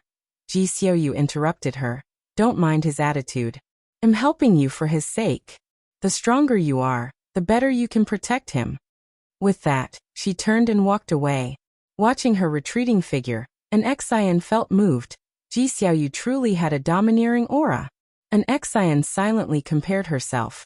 Despite her rapid progress, she was not yet a match for Ji Xiaoyu. She decided to set Ji Xiaoyu as her target. Surpassing Ji Xiaoyu would enable her to chase after An Hao and Yang Jian. She refused to believe that Ji Xiaoyu's talent could surpass An Hao and Yang Jian. Inside the house, Guan was reading a book, the corners of his mouth curling into a smile. The evening sunlight burst through the window, bathing him in a layer of rosy light, as if he were clad in a robe of twilight. The sun set, and the moon rose. The following morning, Guan left the Supreme Sect alone, controlling his sword as he flew into the distance. Once he was no longer locked onto by divine sense, his figure vanished instantly. An hour later, Guan arrived in front of the gate of Juhua Sect, surrounded by undulating mountains.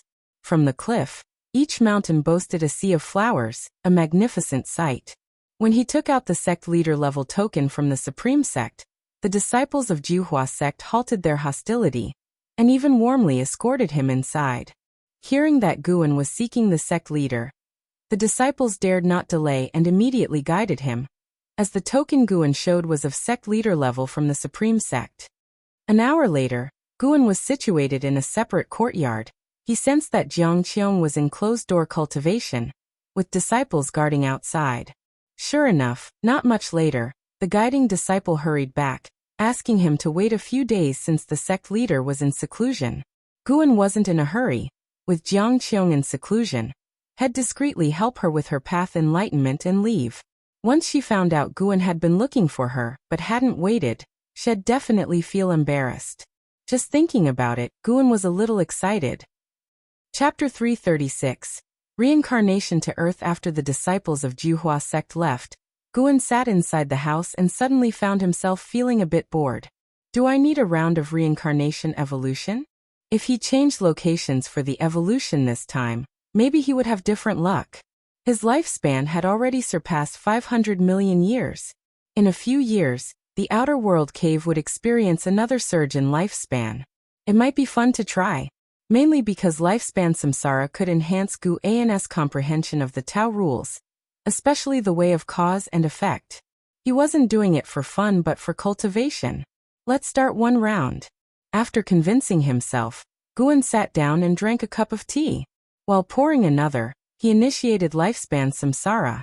The tense and thrilling reincarnation evolution began. You have expended 10 million years of your lifespan to initiate reincarnation evolution. Beginning connection with Tao rules. Searching for reincarnation realm. You have the following realm choices, choose any one of them. 1. Dark Great Heaven and Earth. 2. Divine Origin Great Heaven and Earth. 3. Primordial Great Heaven and Earth. Seeing these three options, Guan was immediately attracted to the primordial Great Heaven and Earth. His physique was the primordial ultimate body, and he had always suspected that primordial pointed to a certain realm or world. How could he not be curious upon seeing the word primordial? He chose it, after all. He had already experienced the first two Great Heaven and Earth. Guan immediately made his choice. You have chosen to reincarnate into primordial Great Heaven and Earth. Given that the Tao rules of this realm are too powerful, you temporarily cannot activate the ability to seize lifespan, nor can you activate phase-based functions. Reincarnation evolution begins good. It's yet another world comparable to divine origin Great Heaven and Earth, which means there exist beings here who transcend the 9 heavens of immortal path. Guan felt even more anticipatory in his heart. In your first year, you were born on planet Earth in Jiang City, Huaxia, and your parents named you Luhan Earth. Guan's gaze underwent a subtle change. At 6 years old, you started first grade in elementary school. Because you were too naughty and injured a classmate, you were severely punished by your father. At 12, you entered the first year of junior high school, where you displayed extraordinary intelligence and ranked at the top of your class. At 15, you were admitted to Jiang City's top high school. There, through a classmate's introduction, you began reading online novels. Due to excessive indulgence, your academic performance began to decline.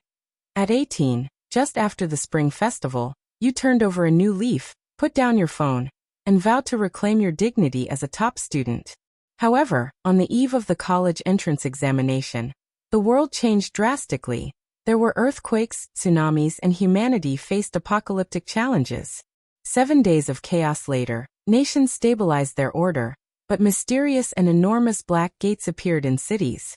Seeing the black gate from a distance, you hesitated, unsure whether to approach it. Seeing the previous prompts, Guan thought he would live a lackluster life. Fortunately, the apocalypse arrived. It wasn't that he found an ordinary life unsatisfactory, but he had spent 10 million years of lifespan for a few decades of human life. How could he accept that? Guan took a deep breath and made his choice. You choose to approach the black gate. As you reached it, the gate suddenly shook, causing all nearby people to flee instinctively. Before you could escape, you were sucked into the gate, and your consciousness plunged into darkness. When you awoke, you found yourself in a wild mountainous area with only a dozen other people, some of whom were already awake. You started exploring and fighting for survival.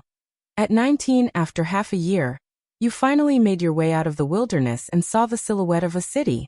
Of your original group, only 4 remained. You entered the city and discovered it was an ancient township with everyone dressed in traditional attire. To survive, you began working in the city and ultimately realized you had traveled back in time. At 20, an immortal in the city started accepting disciples. Many people gathered to watch, and you too went and were discovered to have a spirit root. Thus, you followed the immortal to the outer sect of the Tao court for training. Your 3 companions, discovered to have spirit roots as well, joined you, and together you wept, believing a wonderful life was about to start. But upon reaching the outer sect, you learned you would start as servant disciples. At 21, you found out your girlfriend, Cheng Qianqian, had attached herself to an outer disciple. After a quarrel, the 2 of you had a falling out, and your 2 companions chose to side with Cheng Qianqian, leaving you isolated and alone. At 24, hearing of Cheng Qianqian's horrible death, you inquired from a former companion, and learned she had died during an outer disciple mission, pushed into the jaws of a demon beast by an outer disciple named Zhou Xuanquan.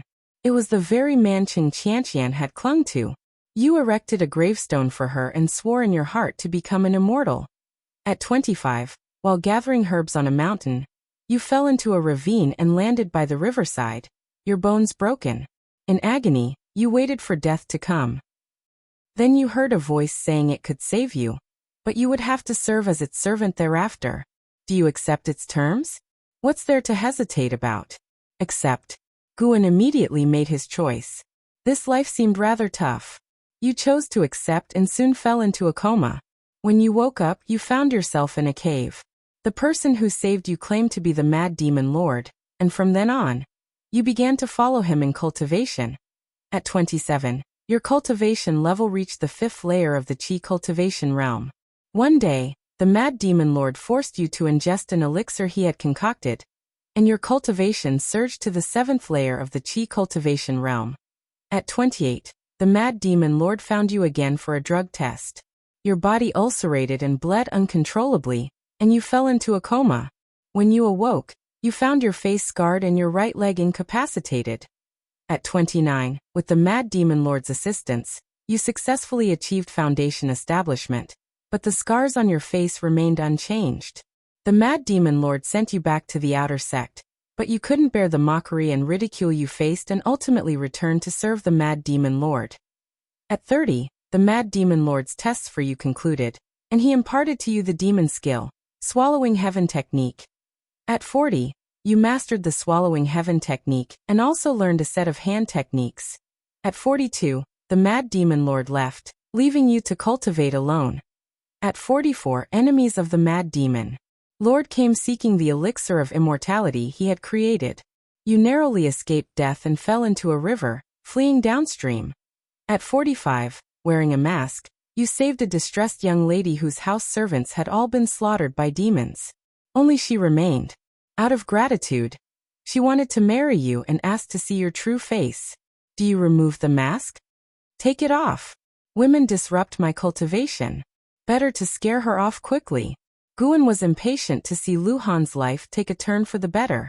You removed the mask, expecting to frighten Yuan Linger away, but to your surprise, after a brief moment of shock, she resolutely embraced you, and you lifted your arms to embrace her in return. At 46, you followed Yuan Linger back to the Yuan family estate. Her father hesitated about the marriage due to your appearance, but under Yuan Linger's insistence, you were eventually married. At 47, Yuan Linger bore you a son named Lu Qiuxian. Because your son did not take the surname of the Yuan family, her father grew even more displeased with you.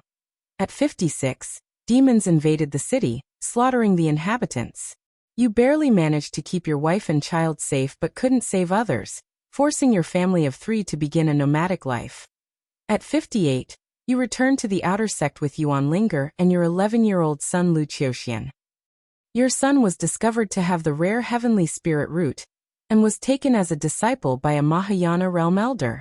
Your family stayed up all night, unable to sleep. Upon reaching this point, Guan's face broke into a smile. He was on the verge of feeling despondent.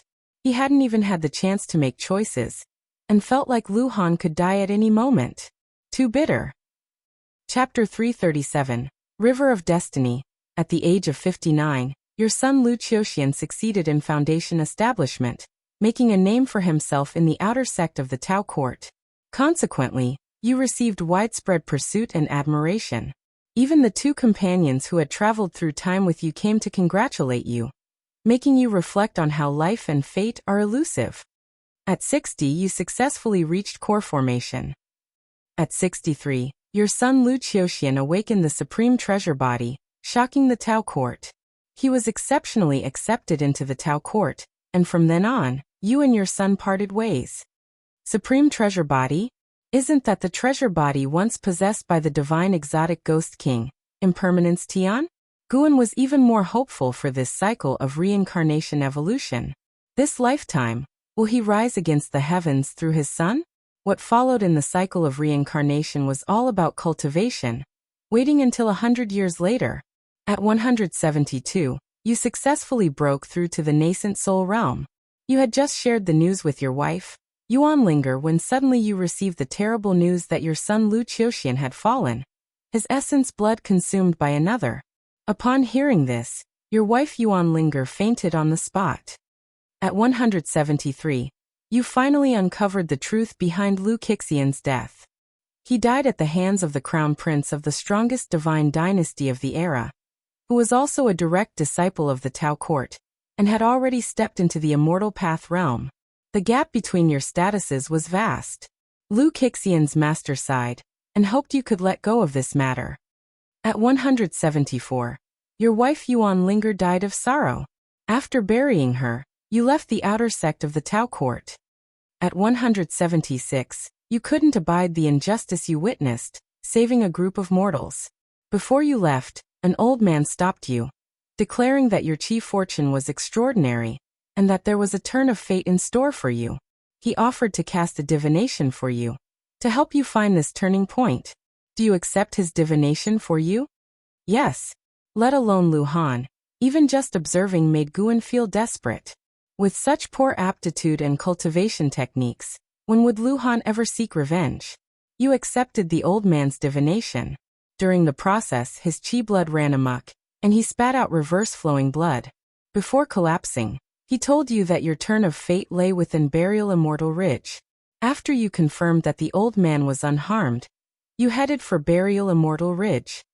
At 185, you finally reached Burial Immortal Ridge. You learned it was a death zone for mortals. Even creatures of the immortal path struggled to survive there. Yet you resolutely entered Burial Immortal Ridge. What followed were various perilous encounters. Guan was on edge, fearing that Lu Han might suddenly die young. At 192, you stumbled upon an abandoned cave, and unexpectedly discovered a stele inscribed with bizarre and complex characters. As you wandered about, you accidentally triggered a mechanism.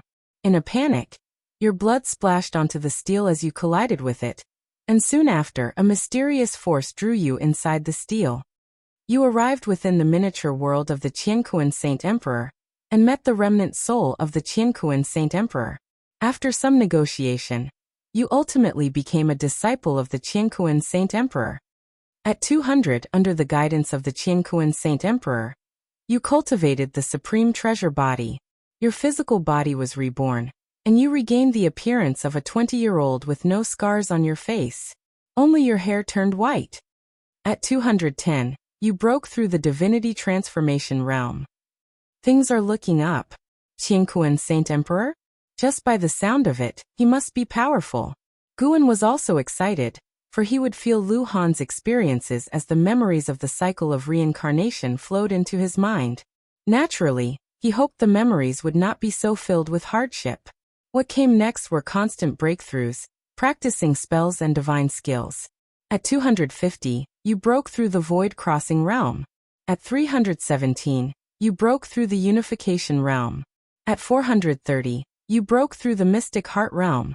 At 431, the Qiankuan Saint Emperor called you forth, saying his remnant soul had little time left.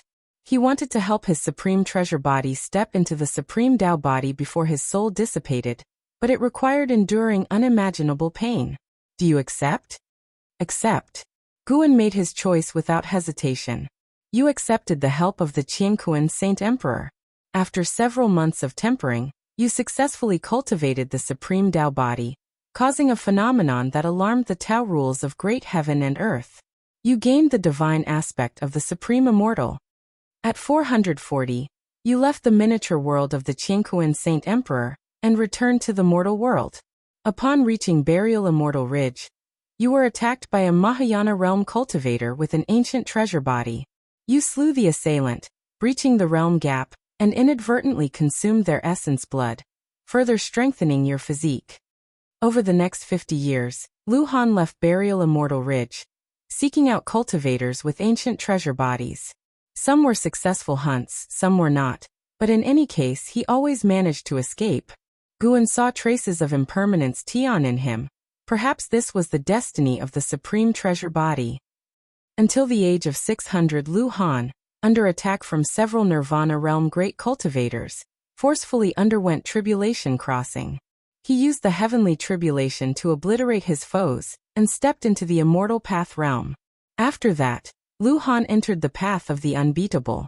At 720, he found the Divine Dynasty's crown prince, executed him, and consumed his essence blood.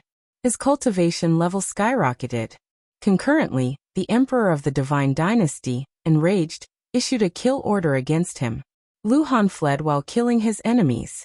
Guan had few chances to choose, mostly deciding whether to save or kill. After numerous prompts, Lu Han finally reached the age of 10,000. His cultivation level reached the wandering immortal realm, making him the #1 prodigy of the era. However, he was attacked by the carefree primordial immortal, and was in critical condition. Fortunately, a great power from the Tao court intervened, and he returned to the Tao court. The two companions who had accompanied him through time had long since turned to dust. Revisiting the old places, he entered a state of path enlightenment, perceiving the power of time. The master of the Tao court wished to take Lu Han as his disciple. Lu Han hesitated, and Guan helped him choose to accept. From then on, Lu Han became the top disciple of the Tao court, sweeping through his peers and standing out amongst his fellow heaven's prodigies. Guan helped him reject numerous proposals from daughters of heaven. Outside the Tao court, Lu Han vanquished demons and evildoers, rescued those in pain and suffering, and established a holy name. At the age of 20,000, Lu Han stepped into the heaven and earth flying immortal realm, becoming the youngest heaven and earth flying immortal in the history of the Tao court. At 50,000, Lu Han once again broke the records of the Tao court by becoming the youngest carefree primordial immortal. At 60,000, Lu Han ventured alone into the Divine Dynasty, executed the emperor of the Divine Dynasty in front of all the powerhouses, and in the emperor's treasure Bodis Bone Palace, he found the remains of his son, Lu Qiuxian. Guan was immersed in Lu Han's legendary life, with Lu Han living more and more splendidly.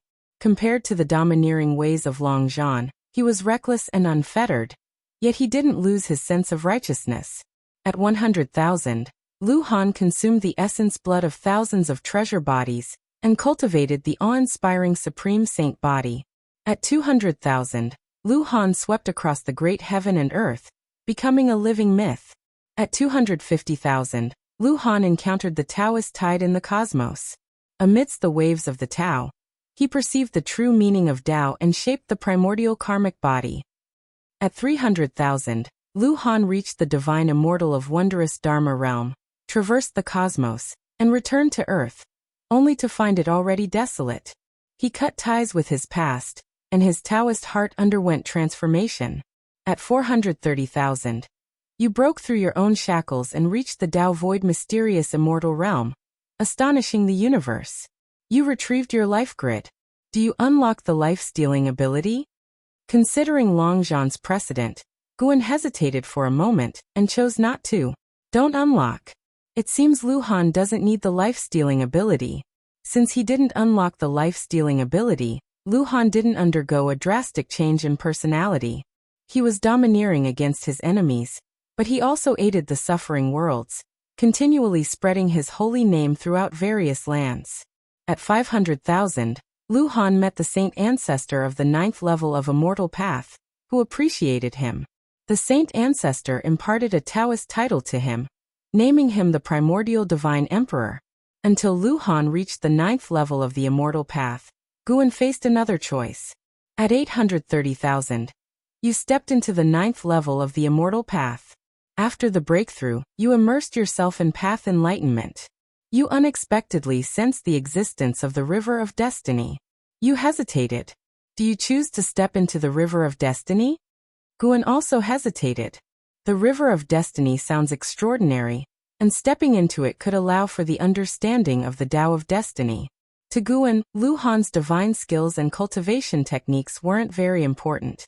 Comprehending the Tao rules mattered more. But the unknown represented danger. Even Long Zhan, surpassing the 9 heavens of Immortal Path, had not encountered the River of Destiny. After much hesitation, Guan chose yes. You chose to step into the River of Destiny. After entering the river, you entered a state of path enlightenment. You comprehended the Tao of Destiny. With your own creation, you revived your son Lu Qiuxian, aiding him in cultivating the primordial karmic body. You wished to revive your wife, but Yuan linger. with her low Tao level, had already reincarnated.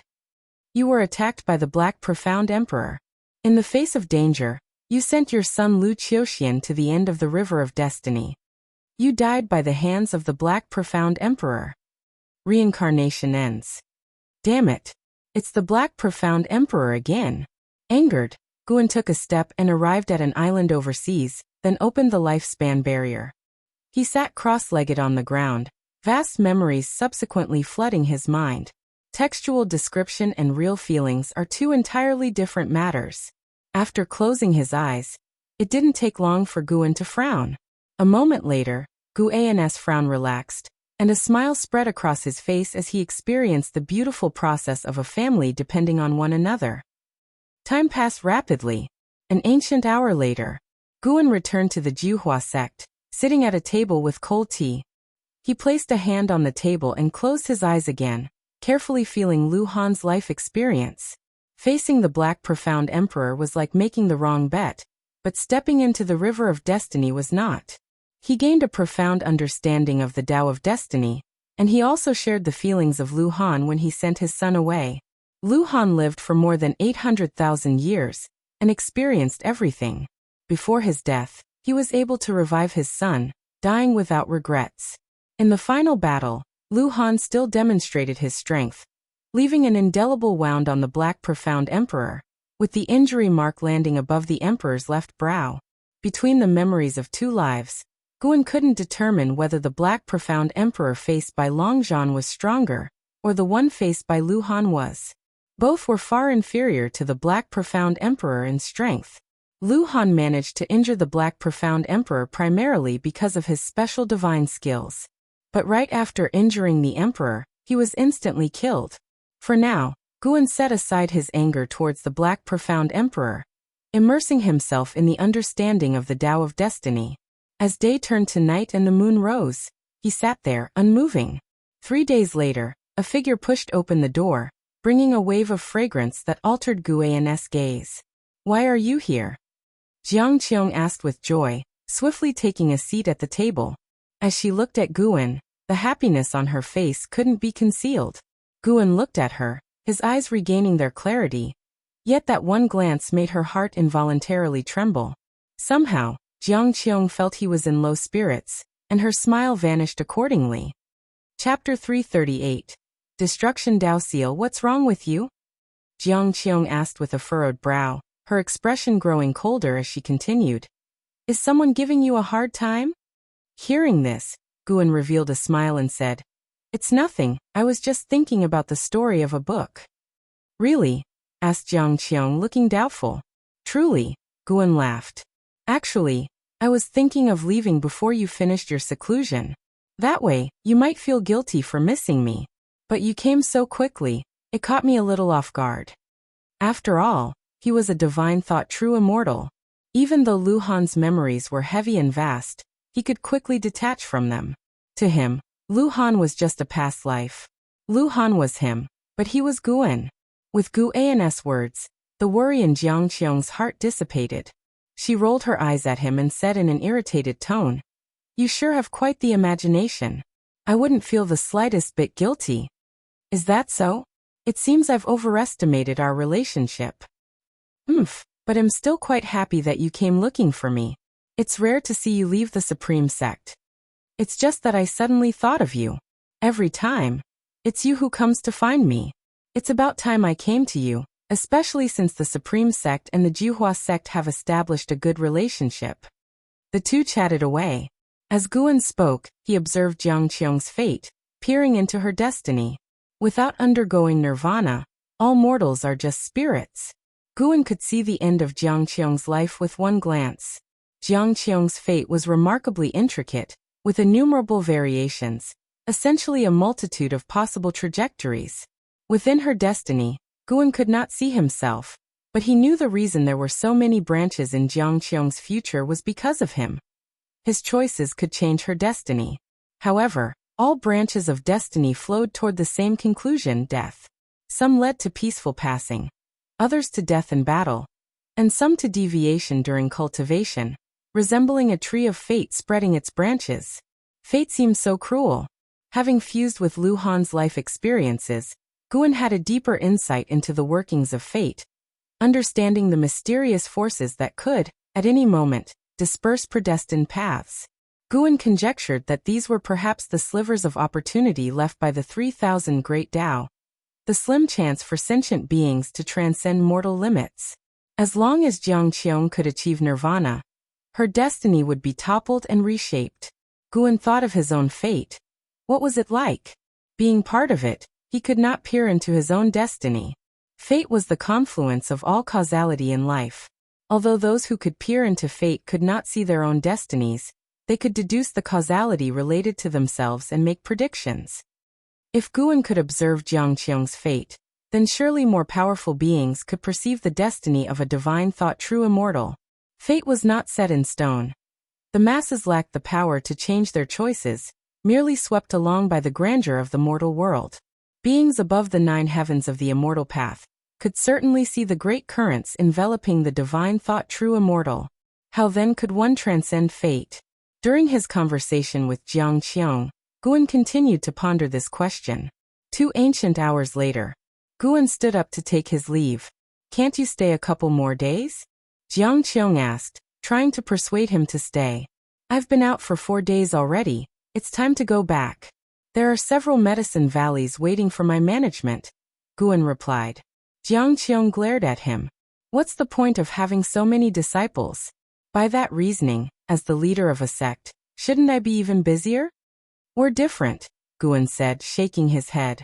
Besides, now that I've come once, it will definitely be more convenient in the future. We are both cultivators. There will be plenty of opportunities to meet.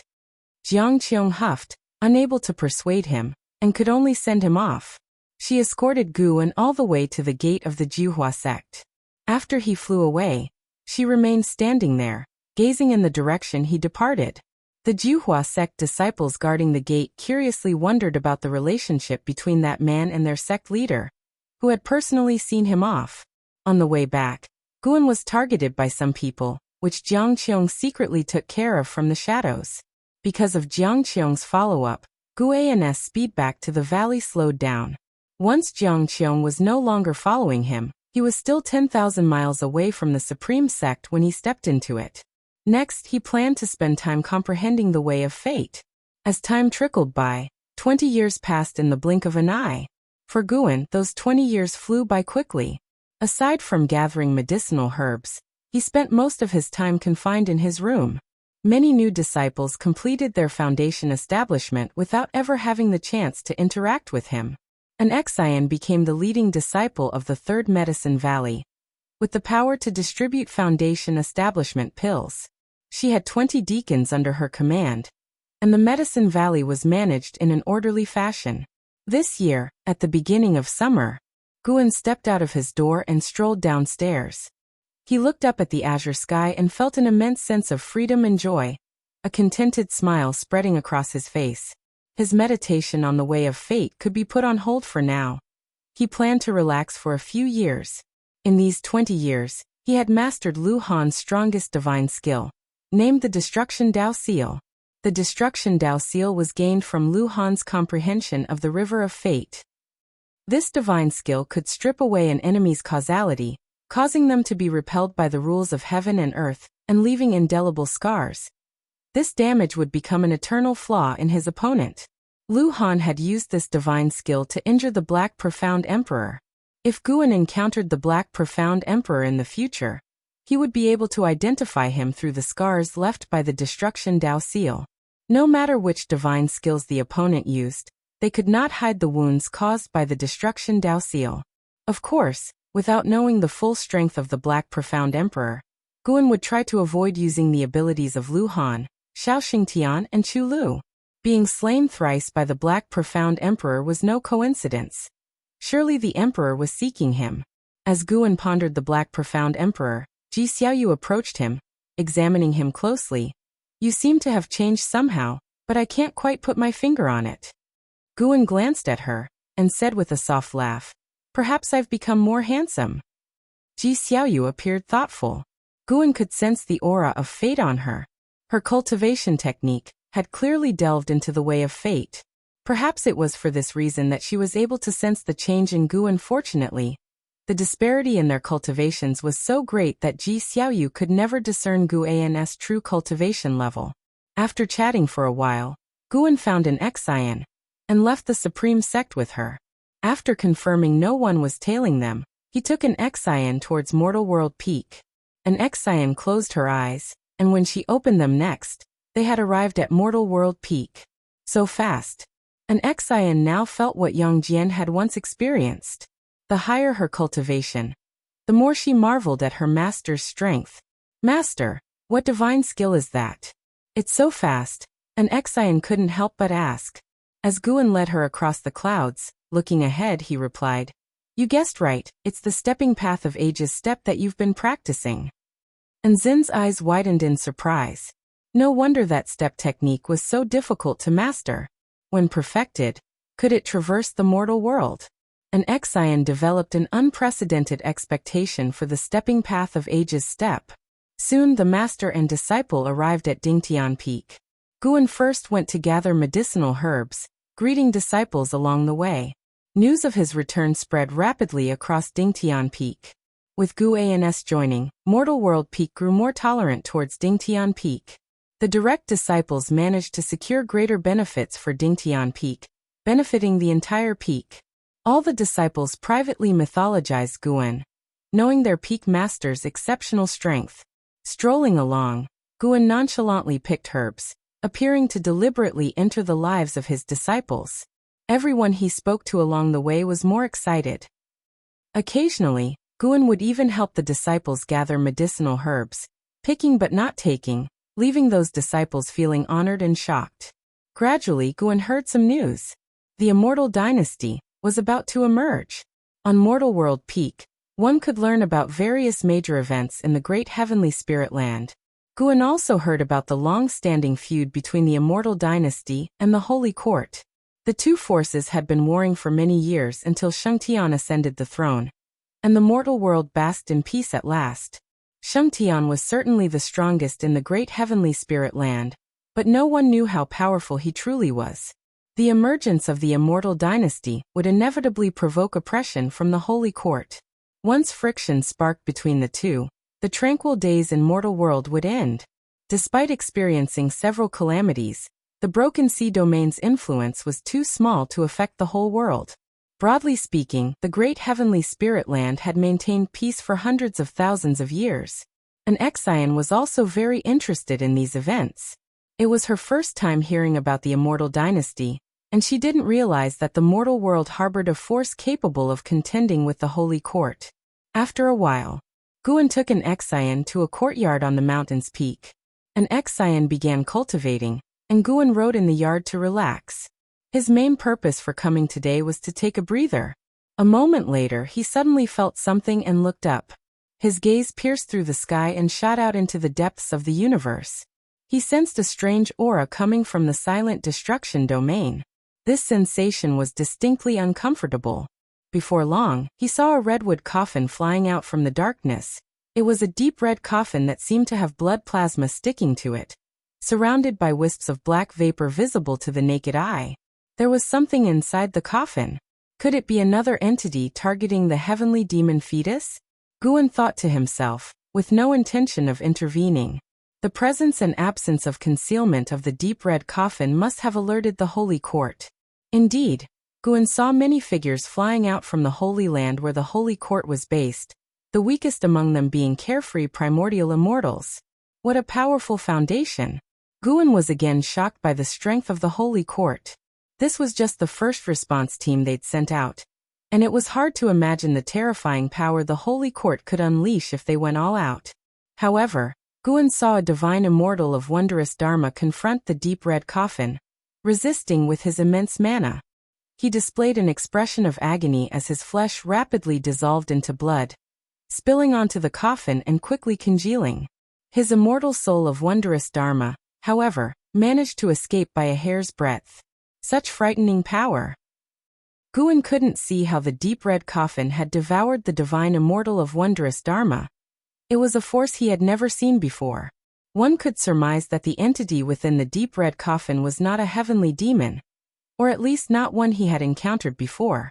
The deep red coffin approached the great heavenly spirit land swiftly and irresistibly. It seemed as though the cultivators flying out from the holy court had received orders. They all stopped and even made way. What did this mean? Guan frowned slightly. Could it be that the deep red coffin was related to the holy court? While pondering, Guan lowered his head and continued to write. Let the tall ones handle it when the sky falls, as the saying goes. Since the holy court was also part of the great heavenly spirit land, he was curious to see what would happen next. Chapter 339. The Dark Emperor from the battle court. As evening approached, Guan stood up and stretched languidly, his gaze turning towards outer heaven. The dark red coffin had already reached outer heaven, and was about to crash into great heavenly spirit land. An Exian walked over and asked, "Are we going back?" Guan nodded slightly, and an Exian immediately went to pack their things. She had bought some trinkets on Dingtian Peak, planning to bring them back to Third Medicine Valley. As long as it didn't reveal her relationship with Guan on Mortal World Peak, he would not stop her. An Exian was quick with her tasks, and after she was done, she hurried back to where Guan was standing. Seeing her master looking up, she instinctively looked up as well. She saw a shooting star streak across the night sky, falling toward the distant land. "What is that?" an Exian muttered. Guan didn't answer her. He watched the meteor disappear into the distance and then, with a wave of his sleeve, disappeared into the air with her. After returning to Third Medicine Valley, the master and disciple each returned to their own rooms. Guan sat in his chair, seemingly admiring the night scene outside the window, but in reality, his divine thought was directed towards the dark red coffin far away. The coffin landed on a continent 10 times larger than the Taitsong continent, bringing an apocalyptic disaster to all the living beings there. In an extremely short amount of time, that continent turned into a sea of fire, 90% of the life wiped out, with the rest fleeing into the ocean. The impact force from the dark red coffin hitting the ground was still expanding, affecting even more oceans and land. It was far from the Taitsong continent, but even farther from Mortal World Peak, eliminating the possibility that it was targeting the demon fetus. After landing, the dark red coffin stuck at the bottom of a giant pit, motionless, with no sign of the lid opening. Night passed and day rose. Before descending the stairs, Guan saw that the dark red coffin still hadn't opened, so he stopped thinking about it, and went downstairs to follow his disciples in their morning exercise. The morning exercise was a tradition of Third Medicine Valley, and occasionally great cultivators who came to play chess would join in. The discipline during the exercise wasn't strict. Disciples could interact with each other, creating a harmonious atmosphere. After the morning exercise, Yu Yingying approached Shenxinzi hesitantly. Shenxinzi was sitting under a tree, with a copy of Journey to the West in his hands.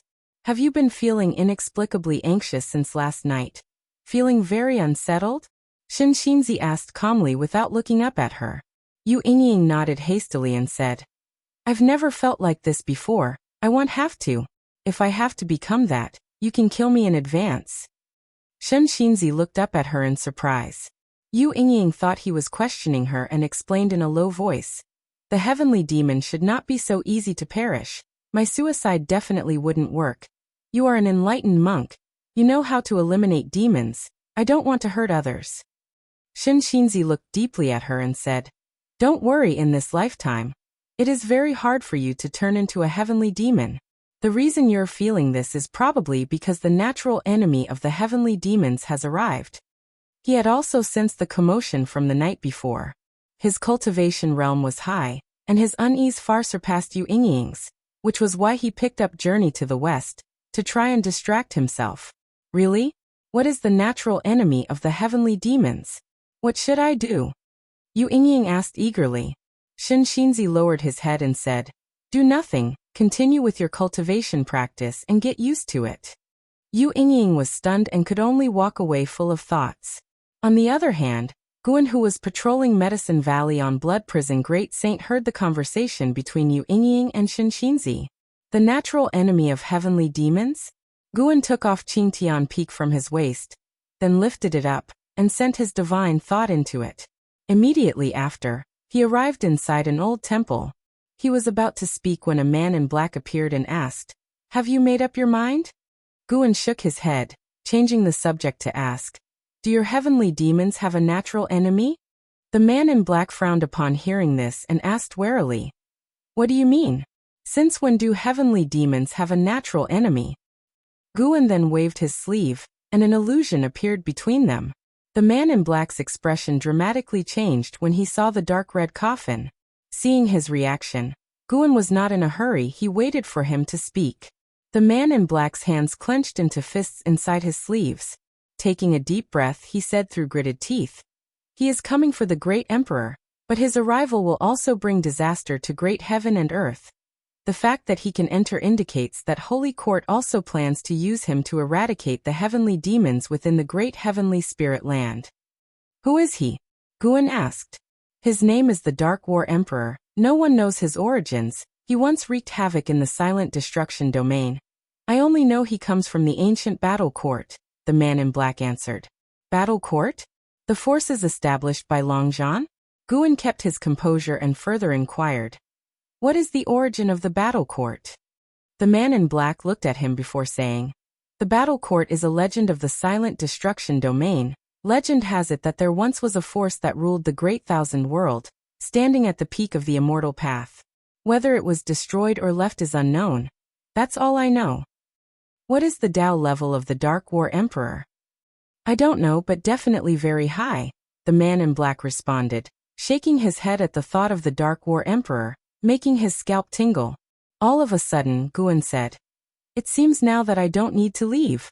I'll just wait for the Dark War Emperor to eliminate the heavenly demons, and the Holy Court will naturally ask him to leave, right? Upon hearing this, the man in black became panicked and said, the Dark War Emperor is unpredictable, extremely violent, and will surely bring calamity to mortal world peak. If he devours the great emperor's demon fetus, he might even start a war with the Holy Court. You won't be able to avoid trouble either. Hearing this, Guan wasn't alarmed, just stared at him steadily. The man in black gritted his teeth, suddenly knelt down, and said solemnly, please, elder, help the great emperor. As long as you can help with the birthing of the great emperor, our tribe will owe you a favor. Afterward, I will convey this matter back to my tribe, and you will gain our friendship. In the future, walking in the silent destruction domain will also mean having an ally. You're joking. What if he decides to attack me? Guan said coldly. The man in black looked up and explained, don't worry, he has forgotten his past life memories. He is undergoing his own reincarnation stage, which is when he is the weakest. Once he is born, he will be a new being. You can even take him as a disciple, and when he achieves the Tao in the future, he will definitely not forget your kindness. After listening, Guan fell into hesitation. If you don't do this, once the Dark War Emperor emerges, he will surely come after you. The moment the great emperor is born, he will undergo reincarnation baptism, hiding the causality of the heavenly demon, making it impossible for the Dark War Emperor to find him. The man in black urged urgently, as if the Dark War Emperor might come to kill at any second. Guan hesitated for a moment, then asked, how can I assist him? The man in black was elated and immediately imparted a miracle technique. Guan listened intently, memorizing it in one go. The man in black urged, act quickly. If the Dark War Emperor finds him, he can obstruct the great emperor's path to achieving the Tao. We must not let him succeed. Chapter 340. Projecting into the past. The birth of Longqing. Guan placed Qingtian peak down and hung it back on his belt. He didn't fully believe what the man in black had said, but he could judge that the miracle technique the man had imparted to him was free of hidden dangers. Taking advantage of the blood prison great saint carrying him on a patrol around Medicine Valley, he began to weigh the pros and cons. Upon careful consideration, he felt it was worth a try. The Dark Battle Emperor had just arrived and slaughtered the beings of one area. His cruelty and ferocity had to be guarded against. Even if he was related to the Holy Land, he couldn't be trusted. He would first see how the demon fetus would react once born. If worse came to worst, he would simply destroy it. Even if it meant offending the heavenly demon. Guan made his decision. He did not set out right away. The Dark Battle Emperor had not yet emerged from his coffin, and Guan could sense that the presence within the coffin was growing stronger. He estimated that it wouldn't emerge for a little while. An hour later, Guan arrived at a cave at the foot of Dingtian Peak, undetected by gods or ghosts alike. He stood in front of the stone pillar, extending his divine thought into it, and saw that the demon fetus was still curled up, unchanged since decades ago. Guan immediately activated the lifespan barrier, enveloping the entire cave, and then applied the miracle technique taught by the man in black to the demon fetus. More and more black chi began to emerge from the surface of the stone pillar, and the heartbeat of the demon fetus within grew strong and powerful. Time passed, second by second. The birth of the demon fetus would not absorb nature's spiritual energy, which meant that the consumption of the lifespan barrier wasn't rapid, providing Guan with a bit of relief. Half an hour later, Guan moved the demon fetus out. It had shrunk to the size of an ordinary baby, still surrounded by demonic chi, but its form could not be completely concealed. Guan performed a lifespan detection on it. Longqing, Energy Cultivation Realm 9 Layers 0/1000/9999. Huh? Why does it have the surname Long? With the Dark Battle Emperor who inherited the Battle Court's lineage, having just appeared, and now one with the surname Long, Guan couldn't help but wonder. He stared intently at the still unconscious Longqing, probing the cause and effect within him.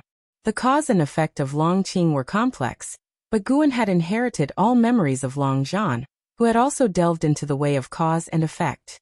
After a long while, Guan felt that Longqing's soul had a deep connection with the soul of Long Xian, the son of Longzhan, which meant it was very likely that Longqing was a descendant of Long Xian. Longzhan was born into the Long family, but the name Battle Court was chosen by Longzhan himself. The ancestors of the Long family had not established the Battle Court. This confirmed that Longqing was definitely a descendant of Longzhan, who lived in the past, not the future. Reincarnation evolution could indeed project into the past. Was this predestined to happen, or did his decision change the past? Before his reincarnation evolution, the demon fetus was already hidden within Dingtian Peak. But it was only after his reincarnation evolution ended that he discovered the demon fetus, unclear if its identity had changed. Guan considered this a problem worth contemplating.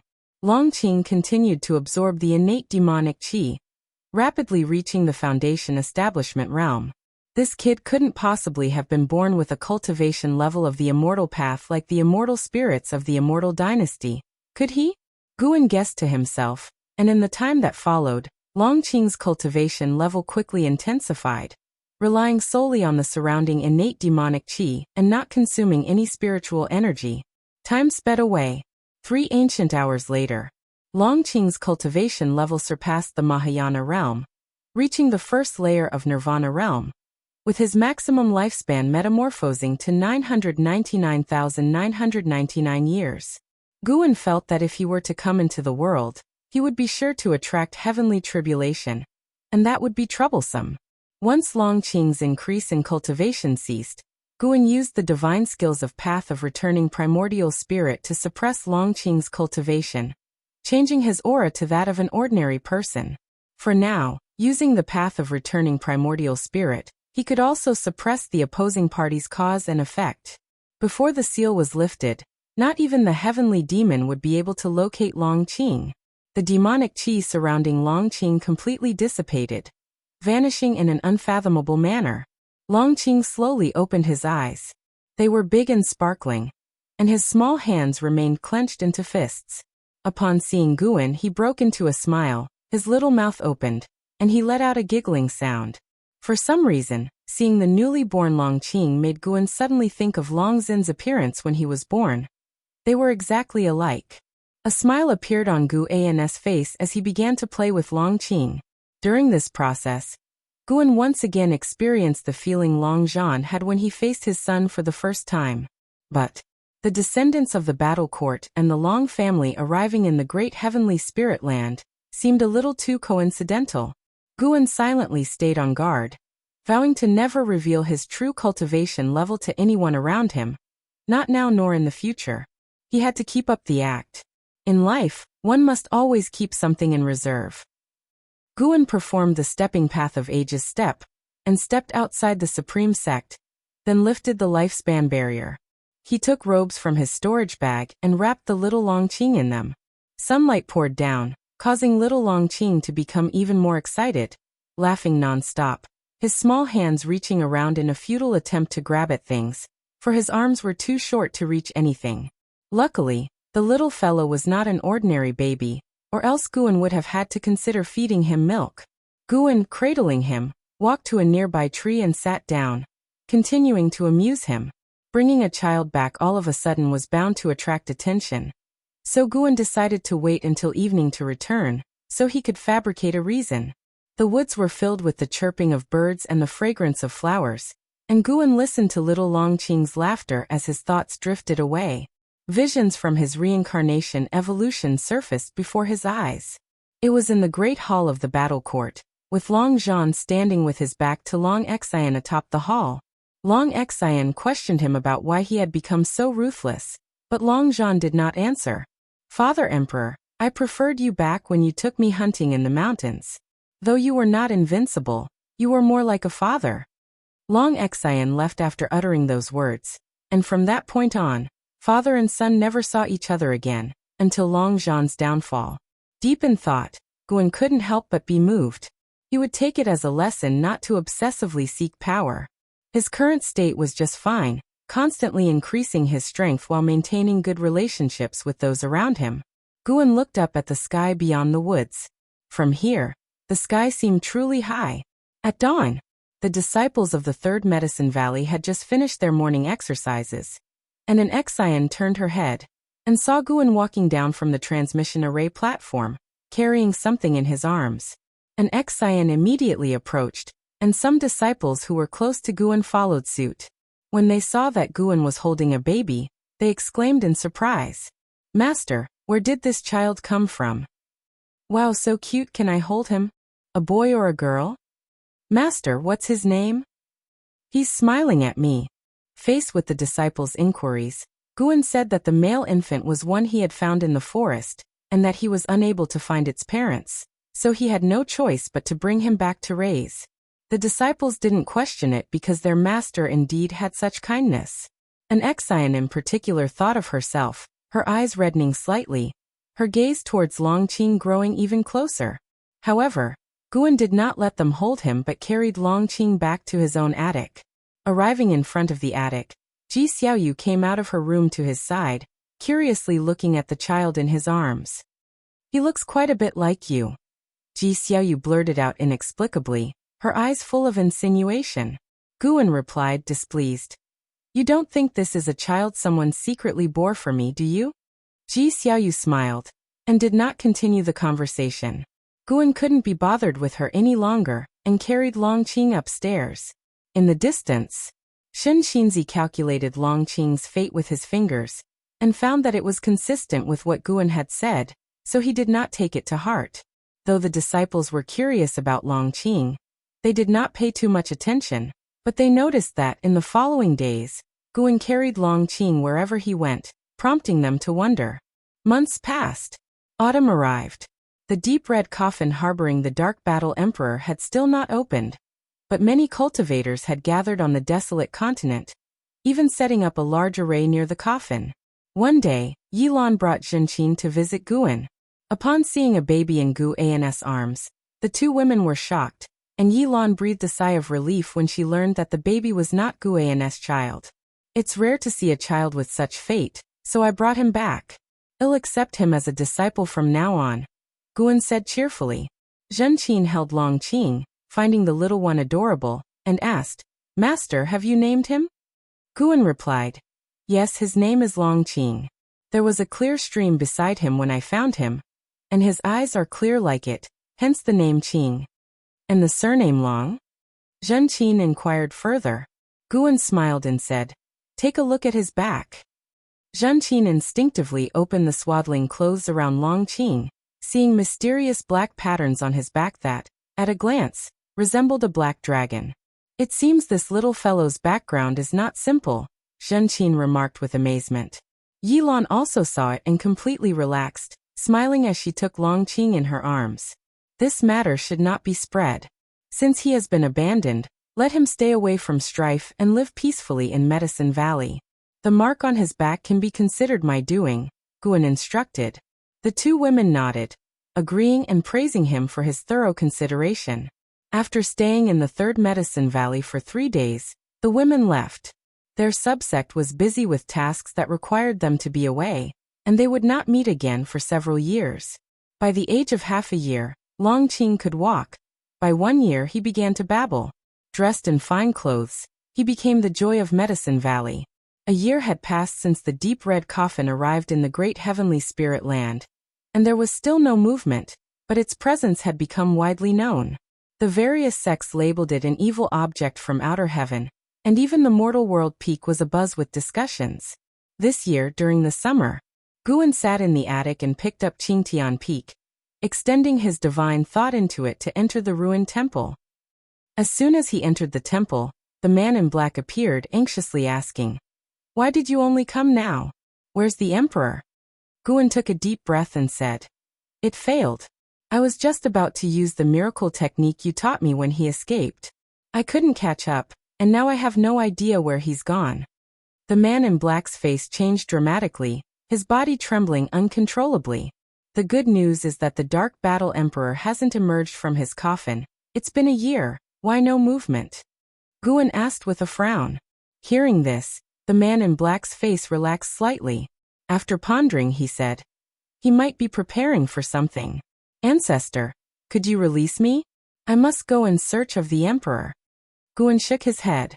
"Sorry, I can't fully trust you. I'll release you after 10,000 years, once we get through this calamity." 10,000 years? The man in black nearly burst into curses, but thinking of the profound and inscrutable Tao level of the other party, he could only suppress his emotions. What good was the whereabouts of the emperor if his own life was at stake? Chapter 341 Reincarnation Tribulation. The man in black ultimately chose to compromise, for he believed that Guan should be trustworthy. After all, he was completely powerless to resist, and there was no point in Guan deceiving him. After dealing with the man in black, Guan set down Qingtian Peak. He lifted his gaze and saw through the walls that 1-year-old Long Qing was chasing after the white spirit rat, which slowed down for fear that the child couldn't keep up. It was rare to see the white spirit rat so gentle, which brought a smile to Guan's face. No longer contemplating what the reincarnation evolution truly entailed, Guan's focus was solely on becoming stronger. These reincarnated identities wouldn't help him survive better. In this world, there were holy courts and immortal dynasties. Outside the world, there were realms like the Silent Destruction Domain, and beings like the Annihilation God Emperor, and the Black Profound Emperor watching him, not to mention countless great heaven and earth. His journey was still long. Long Zhan had been too arrogant, and was crushed to death by the Annihilation God Emperor. Guan planned to quietly surpass the 9 heavens of immortal path in the universe where the great heavenly spirit land was located. He deliberately overestimated the capabilities of the Black Profound Emperor and the Annihilation God Emperor to better confront and potentially defeat them if they became enemies in the future. Guan collected himself, even eliminating the animosity towards the Black Profound Emperor and keeping the past hidden deep within his heart. He was Guan. Guan was the true him. Guan picked up a brush, intending to write and express his emotions. Miles of clear skies stretched overhead, and a large gathering of cultivators crowded a barren plain. They surrounded a massive pit over 100 miles in diameter, atop whose edge they constructed towering stages, each brandishing an imposing iron tower. Baizia stood on the edge of the massive pit, gazing at a deep red coffin from afar, a worried expression filling his eyes. "Have you seen it in the Silent Destruction Domain?" A voice called out, and Fu Xinxiu stepped beside Baizia. After paying his respects, Baizia turned and said, "I haven't seen it, but its aura feels very dangerous." "I have seen it," Fu Xinxiu said calmly, his gaze fixed on the deep red coffin. Baizia looked at him in surprise, only to hear him continue. "Wherever this evil coffin appears, heavenly demons retreat, leaving nothing but remains. Even the heavenly demons fear whatever resides within it. I've heard that beings surpassing the carefree primordial immortal realm would turn to ash just by approaching it." Beyond the carefree primordial immortal? This filled Baizia with even more fear. As a heaven and earth flying immortal, He already regarded the carefree primordial immortal as a symbol of freedom. How could beings even stronger than carefree primordials succumb to this evil coffin?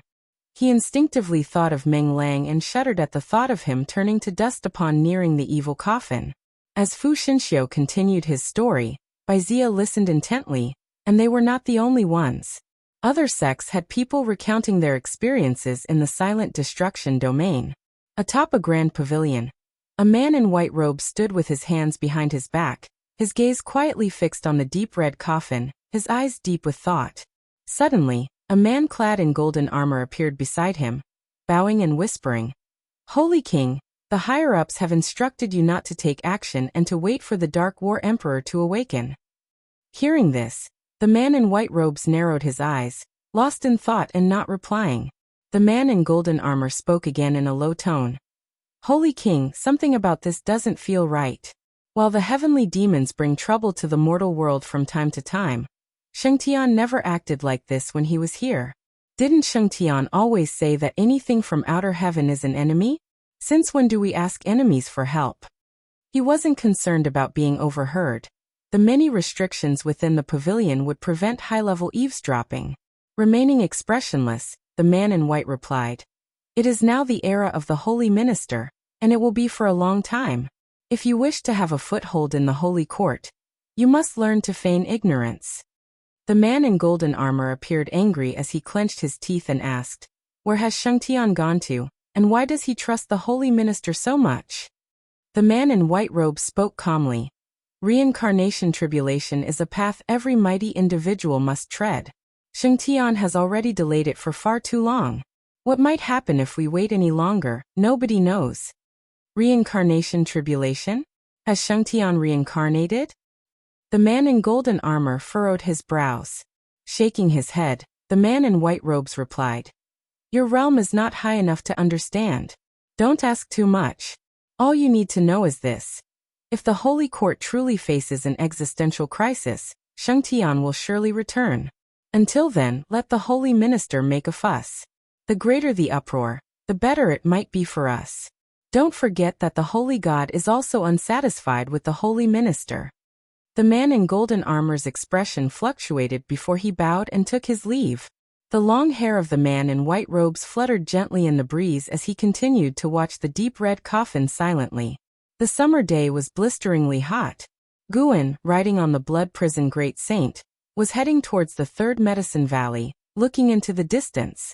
A Tao Void mysterious immortal had appeared near the deep red coffin. This was the first time Guan had sensed the aura of a Tao Void mysterious immortal. He guessed the individual was from the Holy Court. With so many forces converging but taking no action, Guan didn't know how to discern good from evil. Regardless, the appearance of the deep red coffin caused the deaths of all beings on a continent. In his previous life, it would have been equivalent to destroying all life on Earth. Even so, the Holy Court remained motionless. Perhaps to the Holy Court, the threat of the heavenly demon was greater, a consideration for the long term. But for the innocents involved, wasn't it also a tragedy? "Master, what do you think of that kid Longqing? He seems pretty clever to me," inquired the blood prison Great Saint, drawing Guan's thoughts back to reality. It wasn't foolish to think so. Why would the master casually take in an orphan unless the child was no ordinary one? Perhaps even more exceptional than Yang Jian. Guan replied, "Quite ordinary. He'll hardly achieve anything significant in his lifetime." The blood prison Great Saint paused, then laughed. "Master, you're kidding with me, right?" "You'll see in time," Guan said with a soft laugh. Unable to resist, the blood prison Great Saint asked further, "Then why did you take him in?" "Because I liked him. Do you think I need Yang Jian to repay me for anything?" Guan said casually. It made sense to the blood prison Great Saint. After all, Guan wasn't only good to Yang Jian. All the disciples in the valley received favorable treatment from him. In Guan's own words, "Do good deeds without asking about the future." That too. Leading a plain life isn't necessarily bad, agreed the blood prison Great Saint, though he secretly believed Longqing would certainly make something of himself. It was only a matter of time. As Guan walked into the valley, he saw a group of female disciples surrounding Longqing. passing him around happily until the atmosphere became even more cheerful. When someone spotted the blood prison great saint, they exchanged a few words and quickly dispersed, leaving Longqing in the arms of one of the girls, who hurried towards an Xian looking lost. Guan, come for a game of Go. The voice of the nine-fingered divine lord suddenly rang out, and Guan sent the blood prison great saint over. After a while, when Guan sat at the Go board, the nine-fingered divine lord, with a chuckle, asked, Guan, what's the backstory of that little guy called Longqing? He had tried to discern Longqing's fate, but came up with nothing. Considering what had happened with Yang Jian, he couldn't help but feel that Longqing had some significant background. Guan picked up a Go stone and replied with a smile. How should I know? I truly found him in the mountains. Do you like him? Why don't you take him as a disciple? After hearing this, the nine-fingered divine lord laughed and said, Let's not. I've already taken away one of your disciples. I can't be that greedy. Seeing him reluctant to make a move, Guan played first, causing the nine-fingered divine lord to twitch at the corner of his mouth and quickly pick up the white stones from the table, saying, Our rules here, black plays first. Don't you know the rules? With that, he made his move. Guan smiled and followed suit, then asked about Chu Jingfeng's situation. The nine-fingered divine lord had settled Chu Jingfeng overseas while staying at the supreme sect himself, making Guan unsure of what to make of his actions. Half an hour later, Guan stood and departed. The nine-fingered divine lord stared at the Go board, frowning. Where exactly is the problem? He muttered to himself. No one offered him an answer. His loss didn't surprise the surrounding players. His winning would have been the real shock. Guan was in a good mood, looking forward to harvesting high-rank medicinal herbs in the outer world cave the next day. A move that could increase his lifespan by tens of millions of years. He decided not to initiate lifespan samsara before his next breakthrough. Forget that, before filling up a lifespan of 1 billion years. Otherwise, descendants might appear before his eyes again, and he couldn't bear to ignore them. The sun set and the moon rose. The next morning, Guan left Longqing with Yu Yingying and departed Medicine Valley alone. Yu Yingying adored Longqing, though she couldn't explain why since she usually despised children. By evening, Guan returned. He hummed a tune along the way, clearly delighted. Today he had harvested over 65 million years of lifespan. It was exhilarating. The outer world cave was his key investment project. Periodically, he would inject more high-rank medicinal herbs into the grotto. Along the path, Guan greeted every passing disciple, leaving them pleasantly surprised. He made his way to Yu Yingying's courtyard and took away Longqing. Hey, I want to ask you something. Yu Yingying stopped Guan. He gave her a look. Not hey. Rolling her eyes, she said, Lately I've been feeling restless, like I might bring trouble to Medicine Valley. Should I leave? Guan looked at her astonished. If you want to leave, leave. Why ask me? Yu Yingying was livid, ready to pinch him, but he deftly dodged. I'm leaving tomorrow. She turned and walked toward her house. Guan called out. Hey, if you're really worried about causing trouble, why fret? Don't forget who holds the fort at the Supreme Sect. Yu Yingying turned to look at Guan, the anger in her eyes gradually fading. Hesitantly she said, Wouldn't that be inappropriate? Guan spoke righteously. The entire Supreme Sect is under the protection of Sword Venerable Fu Dao. There's nothing wrong with that. If you feel bad about it, later you can take care of Qing for me. He really likes you. Caught in hesitation, Yu Yingying lingered in thought, while Guan said no more and turned to leave. Taking advantage of Longqing's youth, he wanted to hold him more, as the child would be less cuddly when older. As for Yu Yingying's concerns, he paid them no mind. Many heavenly demons roamed the world. They would deal with the Dark War Emperor when he emerged from the coffin. From the current aura, the Dark War Emperor was still very distant from becoming a divine thought true immortal. Considering this rate of improvement, it would take him thousands of years to reach the level of a divine thought true immortal, right? Chapter 342. Shelter from the wind and the rain. Eradicate the heavenly demon. Time flew like an arrow, and in the blink of an eye, Longqing was already 5 years old. Guan stood in front of the window, looking at Longqing riding the blood prison great saint in pursuit of a white spirit rat, his lips lifting slightly into a smile. Such days were truly wonderful. Regrettably, Peace was about to be shattered soon. Guan could feel the deep red coffin trembling, alarming the nearby sects, which promptly arranged their defenses. The Dark War Emperor was about to emerge. The Dark War Emperor, inheritor of the Battle Court legacy, was set on hunting the descendants of the Battle Court's creator. This sparked many speculations in Guan. After all, he had no fondness for the Dark War Emperor, who from the very start, slaughtered everything in his path. Should he dare come to the Taitsong continent, he would find no courtesy from Guan.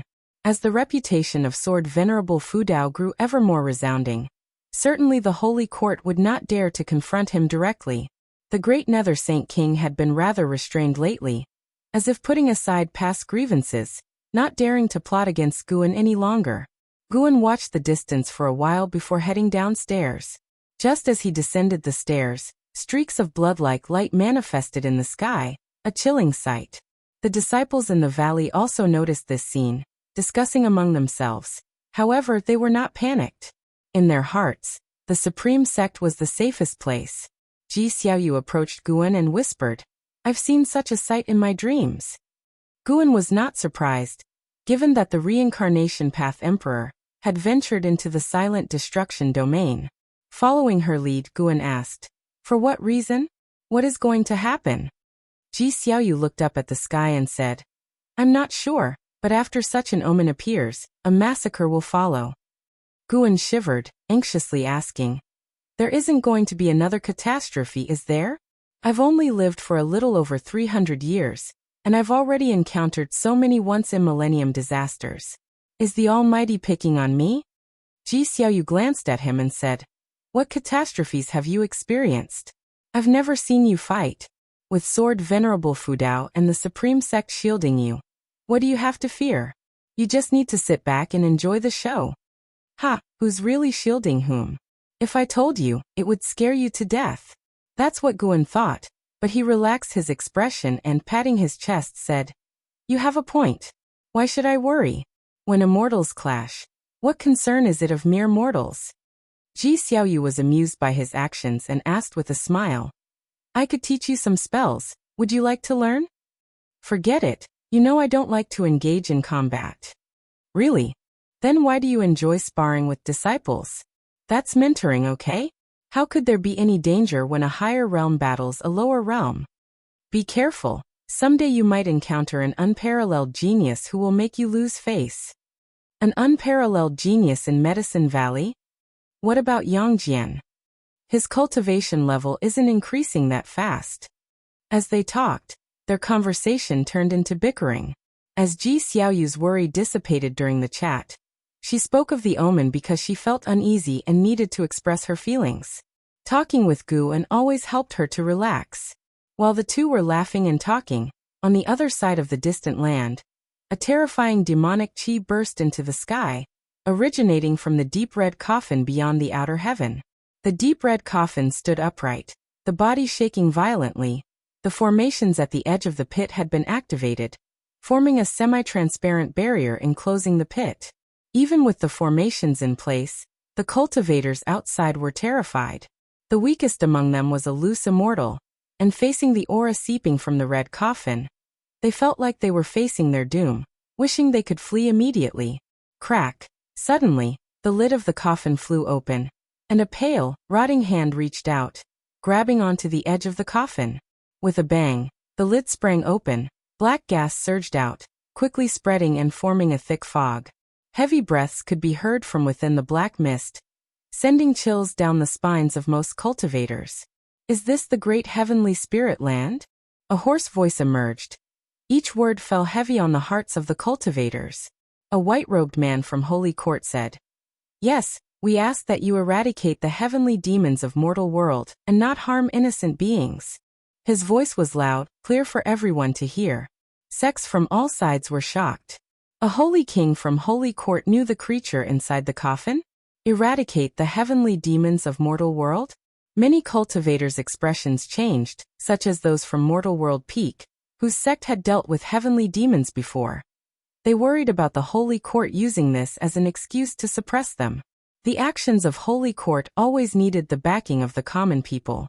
Anyone or any power that became an enemy of the populace would find no mercy from Holy Court. Eradicate the heavenly demons? Heh. The hoarse voice laughed, sending shivers up everyone's spine. Boom. A terrifying force exploded from within the pit in an instant, forcefully dispersing the formations and sending cultivators flying in all directions. The white-robed man stood in midair, unmoved, while carefree primordial immortals used their mana to resist in every direction. Further away were heaven and earth flying immortals, with the weakest loose immortals blown clear off the continent. I'll help you clear out the heavenly demons, but after that, I must feast to my heart's content. The hoarse voice was filled with a will to kill. The white-robed man remained impassive. The great cultivators from various sects were frightened and turned to look at him, wondering about Holy Court's stance. However, after a moment of silence, the white-robed man uttered just one word. Good. That word caused all great cultivators' faces to drastically change, looking at him in disbelief. In Supreme Sect, the Third Medicine Valley. Truly terrifying. Guin, sensing the aura of the Dark War Emperor, thought this to himself. The Dark War Emperor had already reached the aura of a Tao Void mysterious immortal, and the entire great heavenly spirit land could feel his terrifying presence. The immortal dynasty and Holy Court remained unmoved, while sects throughout the world began to stir, with many directly activating their defenses in anticipation. Guin's gaze turned to Immortal-Seeking Island. The movements on the island were swift. They had already started forming their defenses. This aura, Ji Xiaoyu, standing beside Guin, furrowed her brows, her face revealing concern. Guin kept silent and walked towards Longqing.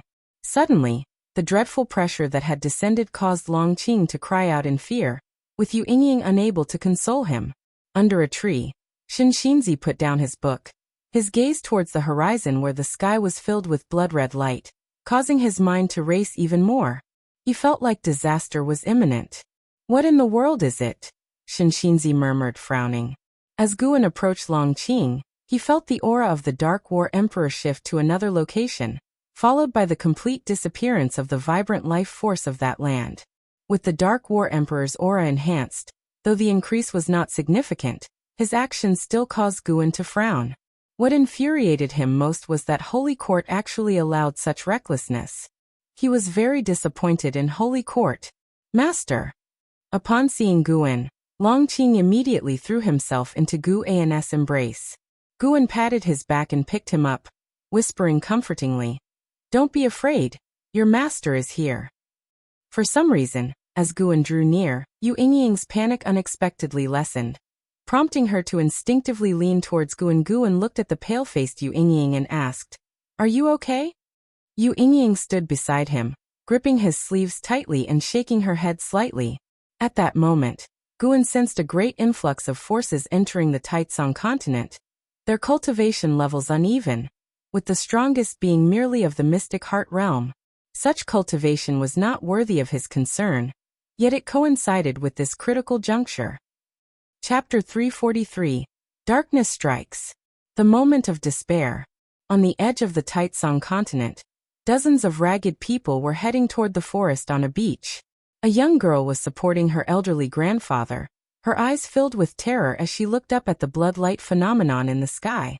"Grandpa, they let us come here. Could there be any scheme?"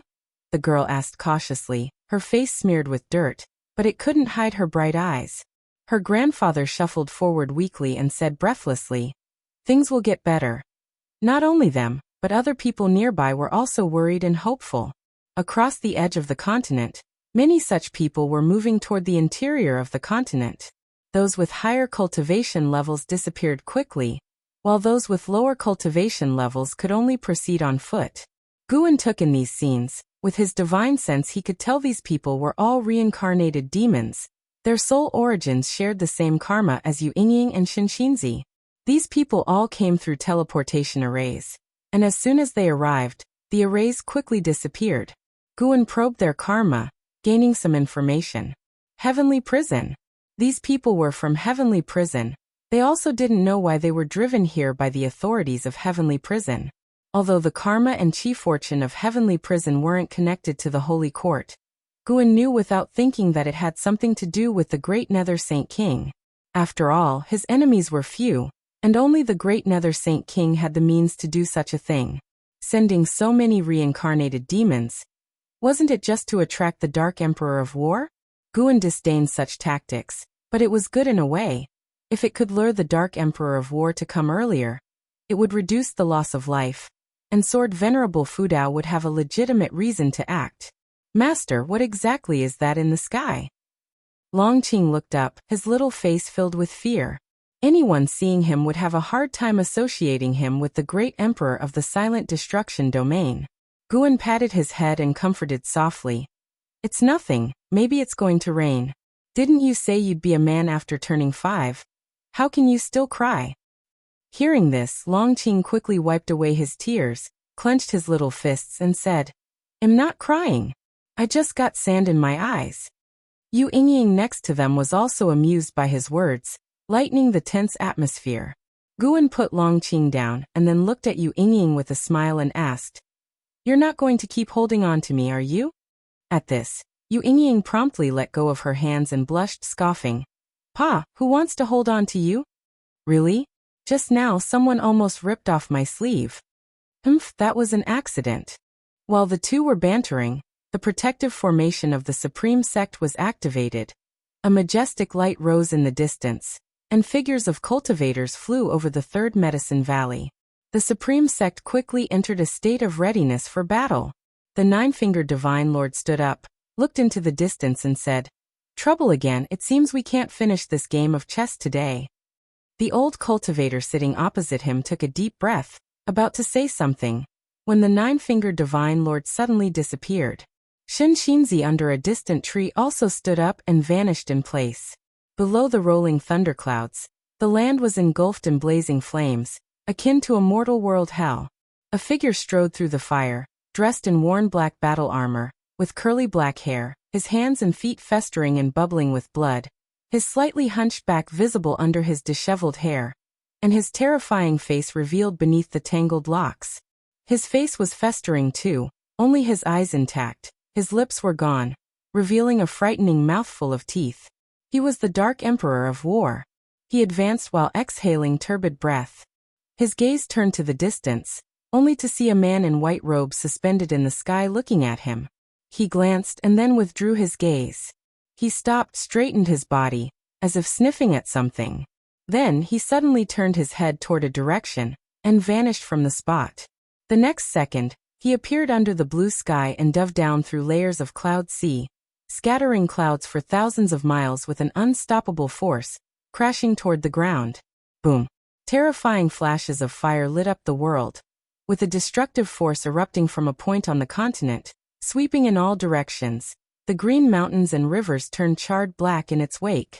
Countless lives were extinguished in an instant. That's enough. The voice of the man in white echoed, laden with an oppressive tone. Following that, the evil laughter of the Dark Emperor of War rang out, adding a layer of horror to the shattered world. Simultaneously, inside the Third Medicine Valley, Guan felt a divine sense sweep over, surpassing the divine immortal of wondrous Dharma.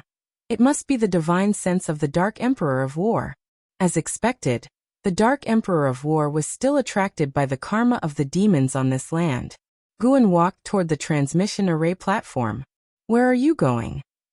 Ji Xiaoyu's voice reached Gu An's ears as he turned around to see her watching him from a distance. He replied using the sound transmission skill. I'm going to Mystic Valley to take a look. There's no need to worry about me with so many people here. After hearing this, Ji Xiaoyu could only nod, then watched him leave.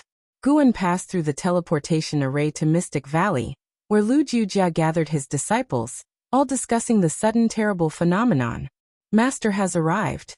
A disciple exclaimed in surprise. Everyone turned, showing faces of relief. The Dark Emperor of War's oppression was bone-chilling, and the disciples couldn't help worrying about what would come next. Seeing Guan gave them more peace of mind. Guan walked toward his disciples, and at the same time, he felt Nine-Fingered Divine Lord locking his divine sense on him. It seems the Nine-Fingered Divine Lord suspected him to be related to Sword Venerable Fudao. Interesting. Just then, living beings across the Taitsong continent suddenly felt suffocated. Regardless of their cultivation level, They all had this sensation. But this feeling was momentary, gone in a flash. What's going on? Zhua Yijian was standing by the heaven-cutting axe, looking at the sky with furrowed brows. Not only him, but everyone at the heavenly repair platform was taken aback, unsure what had happened. Yet the sensation they felt was undoubtedly real. The entire Taitsong continent was enveloped in panic. Beneath the sky, the Dark Emperor of War appeared in the air, with the vast ocean below. He looked toward the distant continent, frowning. The continent before him was Taitsong continent. As he approached Taitsong continent, he felt a powerful force blocking his momentum, forcing him to stop. That land had individuals with great power. With so many heavenly demon auras, the beings on this continent should have nothing to do with the Holy Court. The Dark Emperor of War's eyes flickered. He raised his right hand, and waves of demonic chi surged out, quickly covering the sky and rolling toward Taitsong continent. People of the continent saw dark clouds approaching from the horizon, and before they could ponder further, daylight turned to night. What's happening? Why has the day suddenly turned dark? Did you guys feel your heart stop beating just now? What in the world is going on? Could the great cold demon sect be attacking again? Could it be that some terrifying demon has appeared? Disciples of Mystic Valley were abuzz with speculation. Guian's face was stern, unable to tell the disciples the reason. He could only ask them to have faith in the supreme sect. After the continent was covered by dark clouds, the pressure of the Dark Emperor of War intensified, leaving the living beings full of fear and unease. Standing in front of a wooden railing, Ji Xiaoyu was somewhat dazed. She seemed to see a dark figure approaching her, each step filled with oppressive might, stepping on her heart. Not just her, but all beings on the continent were pulled into this eerie state.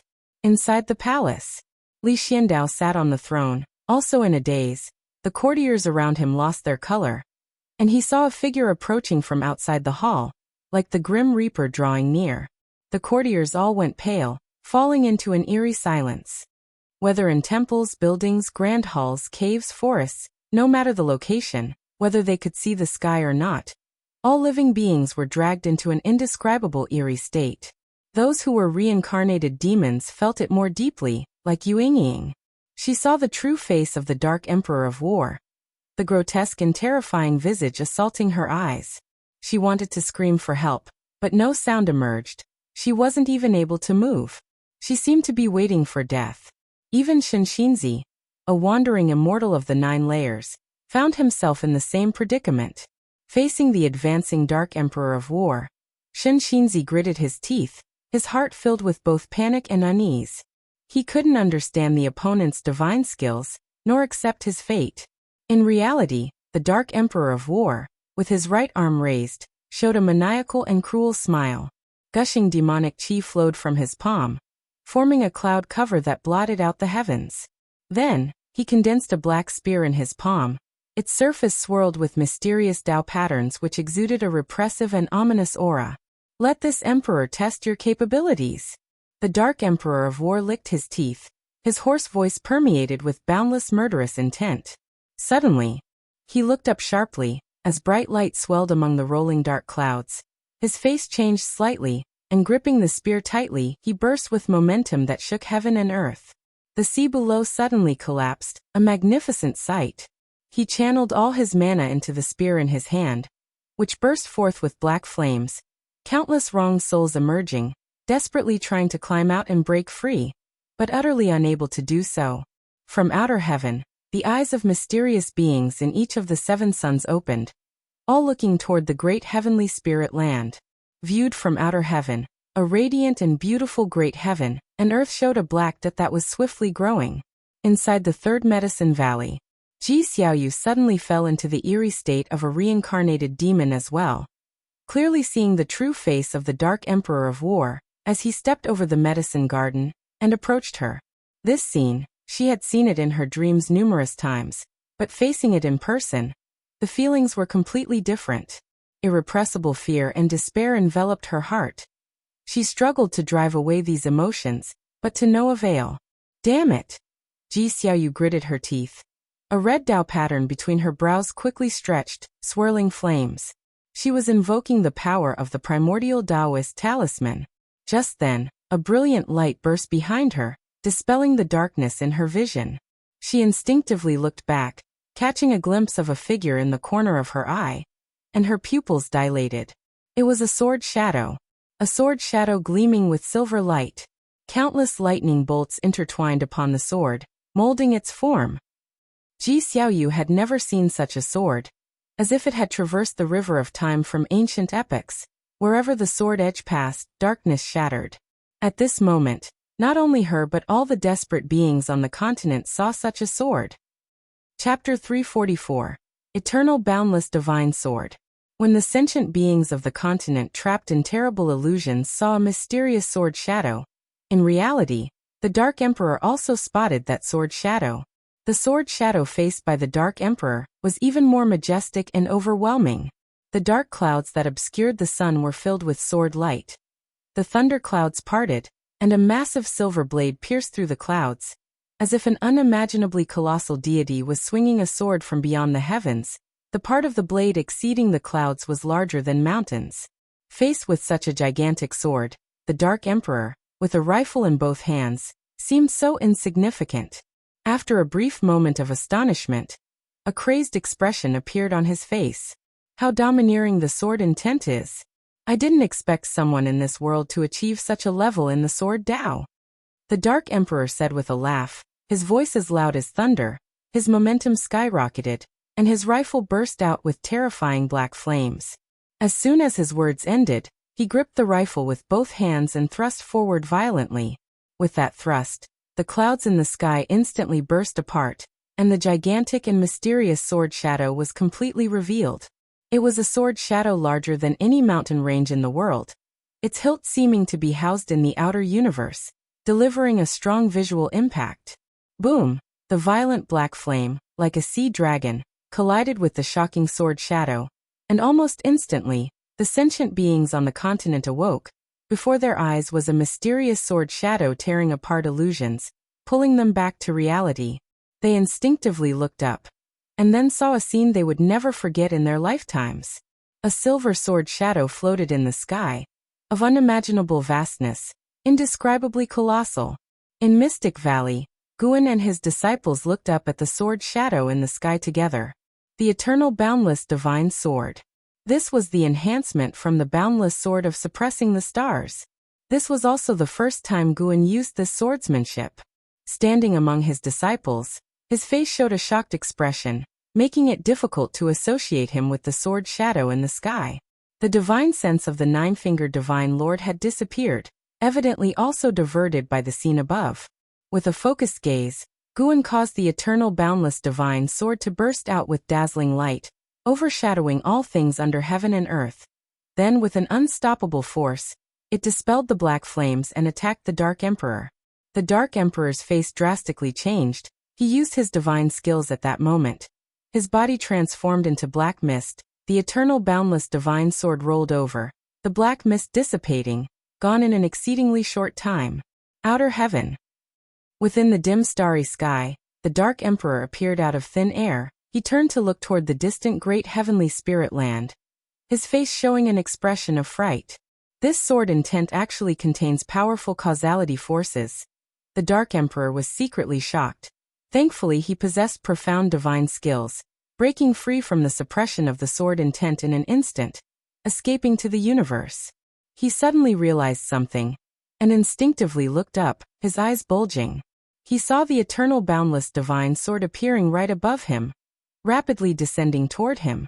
In fear, he hurriedly used his divine skills again, but wherever he went, as long as he looked up, he could see the eternal boundless divine sword, each teleportation bringing it closer to him. The Dark Emperor felt the despair that the sentient beings of Taitsong continent had felt earlier, but even more intensely. It was like an inescapable destiny. Meanwhile, in the eyes of the continent's sentient beings, the eternal boundless divine sword mysteriously disappeared. But fierce winds kicked up, the forests swayed like waves, and the mortal spirits raised their hands to cover their faces. After the tumult subsided, the sentient beings looked up, only to see the phenomenon of blood light in the sky dispersing. At first glance, it appeared as if dusk was setting. After a brief silence in Mystic Valley, The disciples cheered in unison. The entire supreme sect was like a pot exploding. The roaring noise trembled the heavens. Was that sword just now? Wasn't I dreaming? How vast was that sword intent?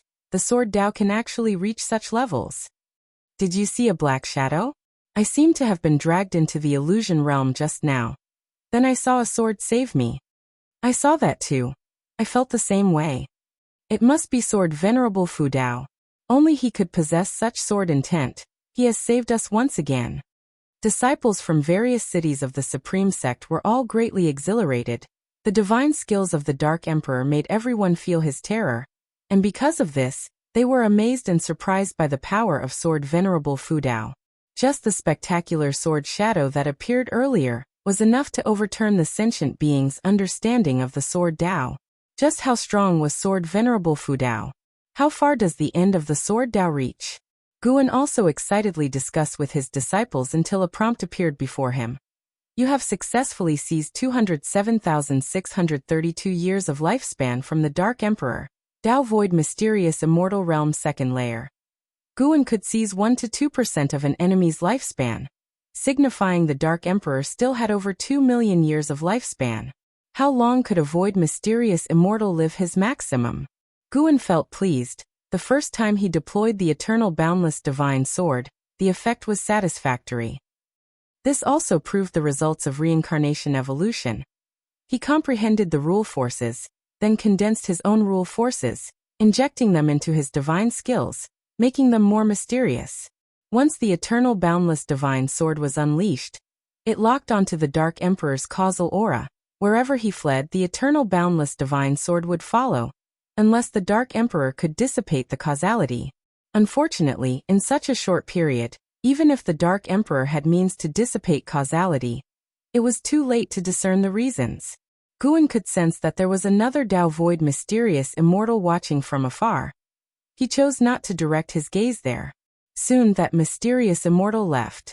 After instructing the disciples of Mystic Valley with a few words, Guan returned to the Third Medicine Valley, where it was bustling with excitement as everyone excitedly discussed the recent spectacle. Guan stepped down from the transmission array platform and saw Shin Shinzi in the distance, gazing blankly at the sky, lost in thought. Yu Yingying, holding Long Qing, walked over quickly. She approached Guan excitedly saying, "Did you see just now? Sword Venerable Fu Dao's sword Dao is unbelievable. That sword felt like it flew in from beyond the heavens." She grew more excited as she spoke, becoming even incoherent toward the end. Long Qing spread his arms, gesturing how immense the heavenly sword was earlier. Guan also acted very excited, even describing the sensations he experienced while in the illusion realm. However, he was pondering another matter in his mind. That was about Heavenly Prison. The reason the Dark Emperor came here was because the people of Heavenly Prison released heavenly demons into Taitsong continent.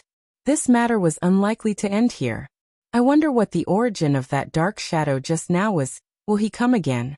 I hope Sword Venerable Fu Dao has already annihilated him. Yu Yingying spoke anxiously, and Guan could only comfort her by trusting Sword Venerable Fu Dao. He was also unclear about the origins of the Dark Emperor, but could be sure that the Dark Emperor had no blood relations with the Long family, no causal connections whatsoever, and importantly, the Dark Emperor's true form was not of the human race. After chatting for a while with Yu Yingying, Guan finally excused himself, then went on to talk briefly with an Xian, Ji Xiaoyu and others. The impact of this battle was bound to last a long time.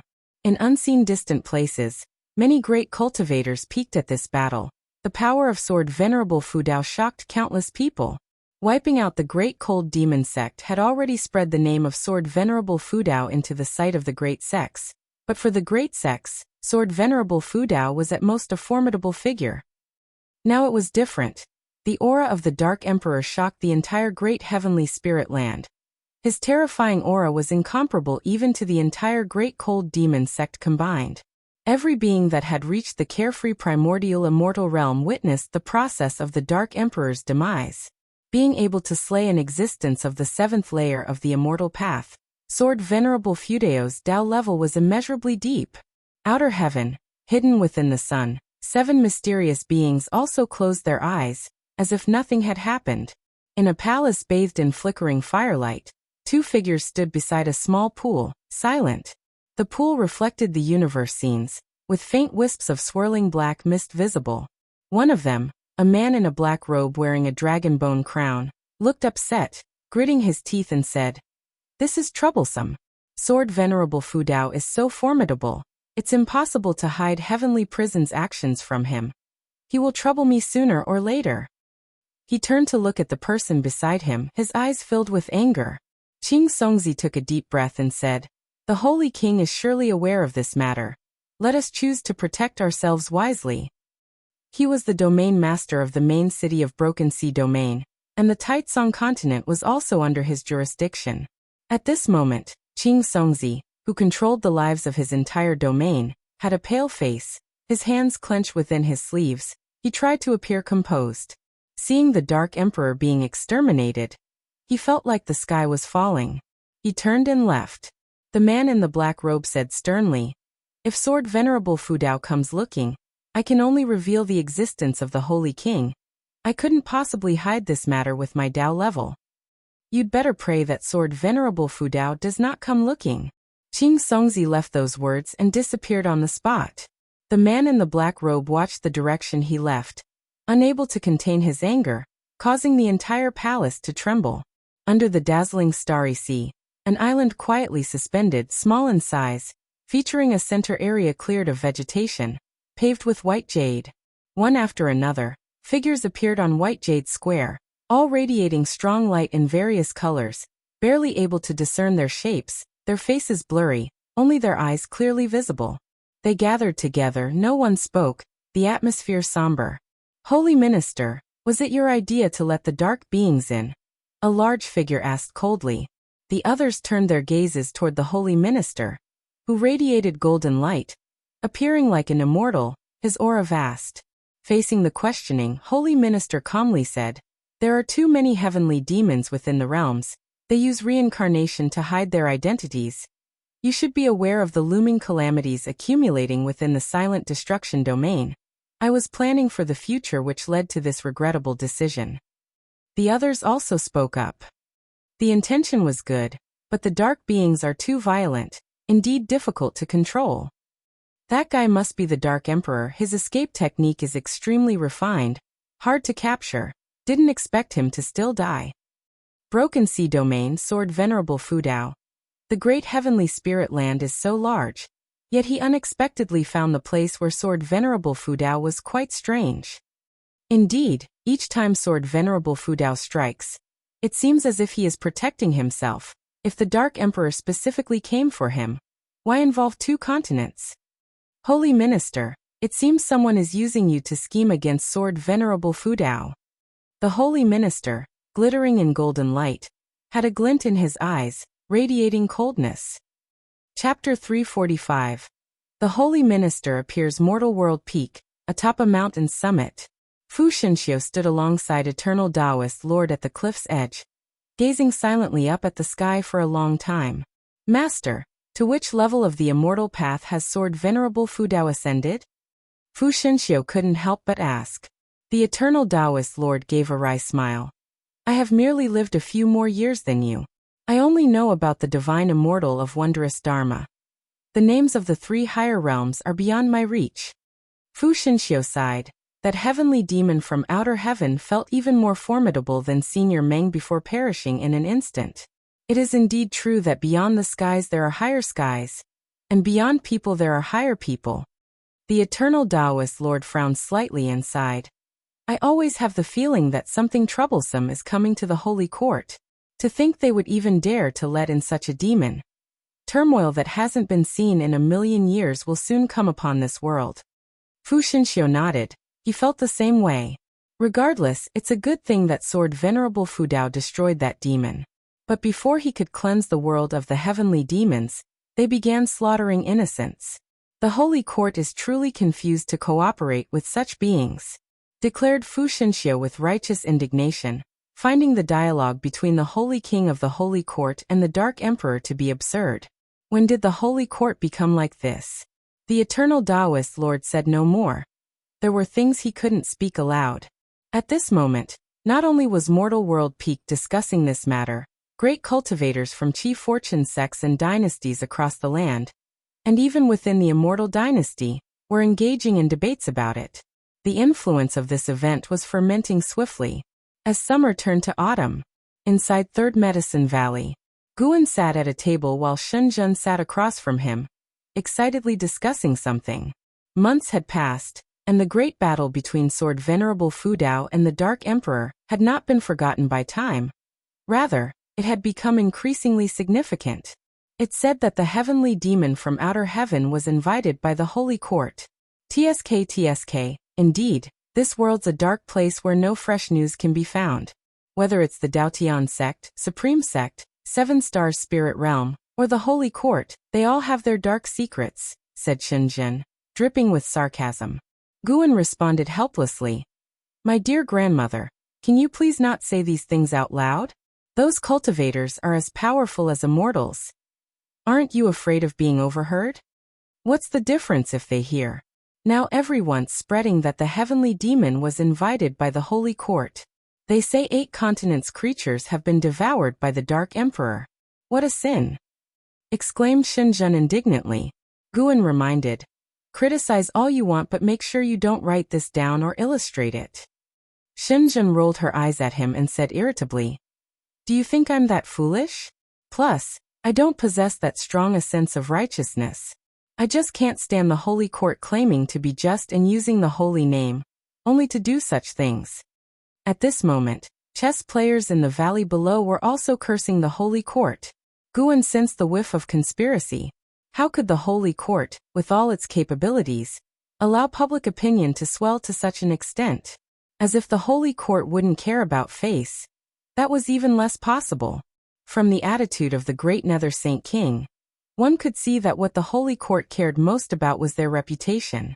Reputation might seem ethereal, but when it reached a certain level, it could influence the chief fortune of a person or a faction, and one could even predict the public opinion of a power based on the rules of heaven and earth.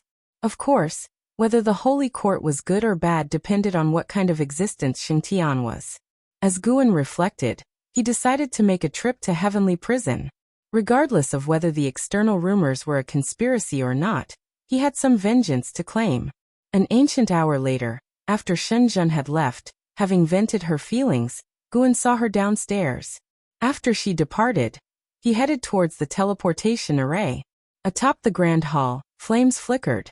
A man in a black robe sat on a throne with a furrowed brow and an uneasy mind, as 2 small dragon souls emerged from the dragon bone crown on his head, entwining each other.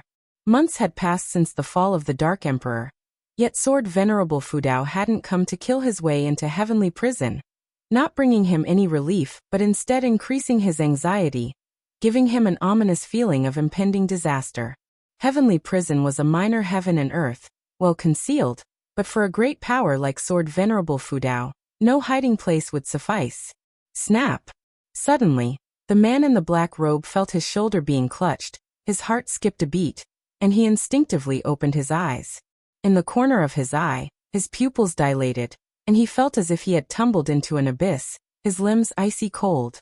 Beside him stood a figure enshrouded in dark purple demonic chi, whose real form he could not discern despite his high cultivation level. Sword Venerable Fudao. Guan looked down upon him and cast a lifespan detection. Demon Soul Master, 8th floor of Carefree Primordial Immortal Realm 590, 328/800, 000/1, 500, 000. Guan spoke slowly. Having lived for more than 500,000 years, you've not had it easy. Will you confess willingly, or must I do it myself? His voice, altered, was harsh and carried a chill that terrified the Demon Soul Master. The Domain Master of Broken Sea Domain, Qing Songzi, came to me. He claimed it was arranged by the great Nether Saint King to allow a batch of heavenly demons into Taitsong continent. It's the Holy King. I could not decline. I am merely a pawn. I bear no grudges against you, Senior. Please spare me. The Demon Soul Master bit his teeth and spoke, filled with fear. Guan looked up, his gaze towards the top of the hall. His left hand still pressed on the Demon Soul Master's shoulder. Following Guan's vision, a streak of golden light appeared atop the grand hall, as if space had split open. The light quickly expanded, and a figure stepped out from it. The person was bathed in golden light, so even Guin couldn't see the true form. Guin threw another lifespan detection at the newcomer. Holy Minister, 9 layers of divine thought, true immortal 0/0/0, no lifespan? It's not the true form. The demon soul master also saw the figure of the Holy Minister. His eyes filled with panic. He had never seen the Holy Minister before, but such an emergence was not favorable for him at this time. The Holy Minister spoke. I can depose the great Nether Saint King. His first statement caused the demon soul master's complexion to shift drastically. Such audacity. Within the Holy Court, only 2 entities had the power to depose a Saint King. No matter which it was, the demon soul master dared not provoke. Guin asked, Who might you be? The Holy Minister replied, I am the Holy Minister of the Holy Court, overseeing the entire court. The coming of the Dark Emperor was my idea, originally intended to eradicate the heavenly demons of the mortal world. However, I did not anticipate such a preposterous outcome. Guin didn't expect the Holy Minister to admit to this so readily. For a moment he couldn't discern the Holy Minister's true intentions. Sword Venerable Fudao, you have refused the destined chief fortune of the Holy Court, and I do not wish to delve into your reasons. I only seek to understand your stance towards the Holy Court to prevent any misunderstandings between us. From your actions, it's clear you are neither of the demon path nor the wicked, said the Holy Minister calmly, his tone devoid of any emotional fluctuation. Guin fell silent for a moment, and then said, I have no intention of making enemies with anyone. I seek only to cultivate in peace. My previous intervention was merely because I resided in that land, benefiting from nature's spiritual energy, and felt an obligation to act on behalf of that land. Upon hearing this, the Holy Minister immediately said, I see. I can understand. Through the ages, indeed, there have been ascetics like you who are solely dedicated to the immortal path. You have shielded those people, and they are fortunate for that. From this point on, the Holy Court shall not disturb your cultivation. This time, there was a hint of mirth in his tone. May I make a request? Guin suddenly asked. Please speak. Bring the great Nether Saint King to me. I want to kill him myself. Chapter 346. Holy Sword. 3rd grade heavenly position. I must kill him myself. The words of Guin echoed in the great hall, the flickering flames growing more intense, as if startled by his declaration. The Punisher of Demon Souls, held by the shoulder with one hand by Guin, listened with secret alarm. Despite the overtures of goodwill from the Holy Minister, Sword Venerable Fudao was still so overbearing, a clear sign of a character that brooked no defiance. The Holy Minister fell silent upon hearing these words. Guin was not in a hurry, waiting for the response from the Holy Minister. He was not blinded by hatred. He wanted to use this opportunity to show the Holy Court his boundaries, and to prove that his target was solely the great Nether Saint King. The Saint King of the Holy Court is held in high esteem. Even in death, it should come at the hands of the Holy Court personally. The Holy Minister said without a trace of mirth. The Punisher of Demon Souls grew tense at once. If these two were to fight, both he and the heavenly prison would suffer the consequences. Amassing his thoughts, the Holy Minister's tone shifted. If Daoist friend is willing to join the Holy Court, I will personally offer up the great Nether Saint King. You need not accept the chief fortune fruit position. Simply joining the Holy Court in name will suffice. Normally, the Holy Court will not assign you any tasks. When the great heavenly spirit land faces an existential threat, only then you would need to act. Simply join in name? Guin first thought of the Immortal Dynasty, which had also reached out to recruit him. With the Immortal Dynasty as a potential rival, the Holy Court indeed found it hard to trust an unidentified existence. Even if the Holy Court was unaware of Sword Venerable Fudao's true identity, it was not important. What mattered was letting all beings know that the recently renowned Sword Venerable Fudao had joined the Holy Court. Guin actually did not object to joining the Holy Court. Lacking a stance, one only gathers more enemies. What he opposed was merely the chief fortune fruit position. Good. Guin uttered a single word. The Holy Minister immediately raised his hand, sending a golden token flying towards Guin. who lifted his right hand to catch it. Not heavy, lighter than a feather, nearly 20 centimeters in length, and about 4 fingers wide. Its edges were carved with dragon figures, and at the top were 2 fire phoenixes, their claws intertwined, symmetrical, and exquisitely done, possessing an aesthetically pleasing look. 3 words were inscribed on the token. Holy Sword 3. The Holy Sword is the title I bestow upon you, the Holy Minister explained. The 3 below signifies your heavenly position. The Saint King too holds a 3rd grade heavenly position. It is indeed beneath your talents to be at the 3rd grade heavenly position as a divine thought true immortal.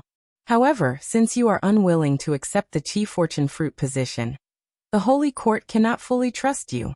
I hope you can understand. This token is made of the same material as other holy orders, but I have not imposed any other restrictions on it, lest it provokes your apprehension. Its only purpose is to display your identity to others. Its unique material ensures it cannot be replicated by other powers. After listening, Guan thought to himself, had this fellow decided upon this before even coming here? But he had to admit, with the deep foundation of the Holy Court, they indeed had such confidence. Above the Saint King was the Holy God, and it was not impossible for the Saint King to reach Tao Void Mysterious Immortal, or the Holy God to reach Divine Thought True Immortal. Add to that the exalted Xingtian, and the Holy Court's strength was formidable to even contemplate. Most crucially, the Holy Court not only possessed high-level combatants, but the number at each realm was beyond measure. As a Divine Thought True Immortal, Guan could now observe Chi Fortune, and the Chi Fortune of the Holy Court was more terrifying than all other powers in the great heavenly spirit land combined, including the Immortal Dynasty. From today onwards, you are the Holy Sword of the Holy Dynasty. This is a title created especially for you. I will announce it to the world in the future. I will have someone send your treatment to the Taitsong continent. You need not visit the Holy Court for audience. Are you satisfied? The Holy Minister asked. Guan replied, of course satisfied. Thank you, Holy Minister. The Holy Minister chuckled. From now on, we shall address each other as Taoist friends. Although the heavenly prison does not enjoy the Holy Court's Chi Fortune, it serves the Holy Court. If you are dissatisfied with this prison master, you may kill him. I will arrange someone else to take over. At these words, the despair was clear on the Punisher of Demon Souls' face. Begging for mercy, he implored, please spare me, Senior. Senior. Guan released his left hand, and the Punisher of Demon Souls regained his freedom. He promptly knelt down, incessantly kowtowing to Guan. The carefree primordial immortal was in such a wretched state, lacking any of the demeanor expected of him. Let him continue as he was, Guan stated. The Holy Minister smiled and transformed into a golden light that contracted and disappeared into thin air. The Punisher of Demon Souls, overjoyed, continued to bow and thank Guan. Do as you see fit. With that parting remark, Guan vanished. Lifting his head to find Guan gone, the Punisher of Demon Souls sighed in relief. Great Nether Saint King, even you have met your day. The Punisher of Demon Souls thought of the fate awaiting the great Nether Saint King, and couldn't help but feel secretly thrilled. He was deeply grateful to Guan. The words of the Holy Minister had clearly been an abandonment, and under such circumstances, Sword Venerable Fudao had still spared his life. How could he be anything but thankful? He vowed to please Sword Venerable Fudao from now on. This might be an opportunity. Guan returned to Mystic Valley, settling beneath the green vine tree in the 8 scenic caves. He took out the Holy Order, musing thoughtfully. He had checked the Holy Order. It truly held no traps, not even qualifying as a magic artifact. He had to say, the Holy Minister was quite sincere. Even though Guan didn't fully agree with the Holy Minister's methods before, he had now been successfully recruited. That the Holy Minister had climbed to his position was no coincidence. But Guan didn't want to get too close to the Holy Minister. Agreeing to join the Holy Court was merely to reduce trouble. The Holy Minister's 9th level Divine Thought True Immortal realm also pressured Guan. Guan didn't want to test his combative abilities at the same realm. He preferred to fight from a higher realm against a lower one. Next, he had to vigorously accumulate lifespan and break through to the 9th level of the Immortal Path. Being weaker than others made Guan insecure. With the actions of the Holy Court, they could become foes at any moment. Under this premise, Guan had to strive to strengthen himself even more. The green vine tree seemed to sense Guan's mood, extending 2 vines to gently massage his shoulders. Guan closed his eyes and began to relax. Now he just needed to wait for when the Holy Minister would send the Great Nether Saint King. If the Holy Minister truly intended to forsake the Great Nether Saint King, he likely wouldn't go down without a fight. There was an interesting show to look forward to. It was only when night fell that Guan returned to the Third Medicine Valley. The autumn night sky was strewn with stars, dazzling like a painted scroll. Guan stood below the tower, appreciating the moonlight. Longqing ran to him, arms wide, asking to be held. Guan picked up Longqing, laughing. How big you are now, still asking to be held. Are you still a little man? 5-year-old Longqing, wearing a refined blue robe and with a lovely face bright with playful eyes, heard Guan's words and pulled at his eyelids and stuck out his tongue, saying, I don't care, I want Master to hold me. Guan couldn't help but squeeze his little nose, feeling that an Xian was raising him with a hint of femininity. Master, have you ever been to the stars? Longqing suddenly pointed to the night sky and asked. Guan casually replied, No, do you want to go? I do. Just a few nights ago, I dreamt that I was flying among the stars, Longqing said, his face full of longing. Guan patiently chatted with him, but his thoughts drifted to Long Xian and Lu Qiuxian when they were young. Chu Lu had children too, but alas, just a year after the child was born, Chu Lu was crushed by the Black Profound Emperor. Guan possessed these memories and felt the emotions within them, but he didn't get caught up in those attachments. After all, those memories from 3 lifetimes ago were far removed from his current life. Guan always believed that his present self was truly him, and reincarnation evolution was just a way to become stronger. He was the original, and the others were merely his projections. Maybe at a certain realm, he would need to go through reincarnation as a form of practice, like Ji Xiaoyu. As Guan was lost in thought, he suddenly sensed the presence of Tao Void Mysterious Immortal erupting from afar. Focusing his gaze, he saw a Tao Void Mysterious Immortal flying out from the Holy Court and swiftly headed into the universe. However, an immense void hand emerged from the darkness above the universe, capturing the Tao Void Mysterious Immortal at a lightning-fast speed. The Tao Void Mysterious Immortal had almost reached the edge of the silent destruction domain, just shy of escaping into it. Guan could tell that the void hand was transformed from divine thought. The Holy Minister. This void hand's aura was precisely that of the Holy Minister he had seen before, only stronger. After capturing the Tao Void Mysterious Immortal, the void hand vanished along with the trace of the Tao Void Mysterious Immortal. Guan noticed many powerful divine senses probing from within the great heavenly spirit land, including divine thought true immortals' divine senses, originating only from 2 locations, the Holy Court and the Immortal Dynasty. Indeed, the world still hid many great powers.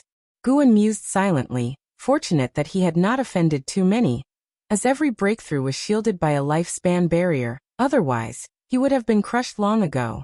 A Tao Void Mysterious Immortal publicly captured. Guan seriously suspected it was an intentional display by the Holy Minister, wishing to showcase his own strength. Otherwise, that Tao Void Mysterious Immortal would have had no chance to escape the Holy Court.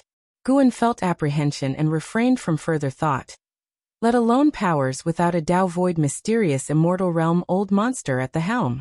Of course, those who were aware of this battle were at least divine immortals of wondrous dharma.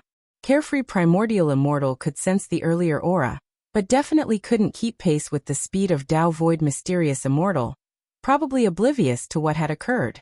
Guan withdrew his divine sense and carried Longqing upstairs. Listening to the little guy recount his dreams, Guan found it abstract and amusing. Talk of an Xian rolling on the stars and Bull Demon King fighting with the stars seemed utterly absurd. 5 days later, Guan returned from Nianchu Cave to the Third Medicine Valley. In high spirits, he started discussing Journey to the West with Shenxinzi. Shenxinzi already knew that Journey to the West was written by Guan, although Guan claimed that he heard it from others, combined with his own dreams, which made Shenxinzi more reverent towards Journey to the West. Therefore, Shenxinzi steadfastly held on to his interpretation, even attempting to persuade Guan. They debated for a long time. Do you understand Journey to the West better than Panin? Guan couldn't help but say. Shin Shinzi said nonchalantly. What is Panin in comparison? He's just a writer. What does he know about Journey to the West? Guan, amused and frustrated, gave him a thumbs up, exclaiming, You're amazing. With that, Guan left. Shin Shinzi was undisturbed and continued reading. Guan flew towards the outer gate city, sensing two powerful auras emerging on the edge of the continent. Both were Dao Void Mysterious Immortal Realm cultivators. One of them was the Dao Void Mysterious Immortal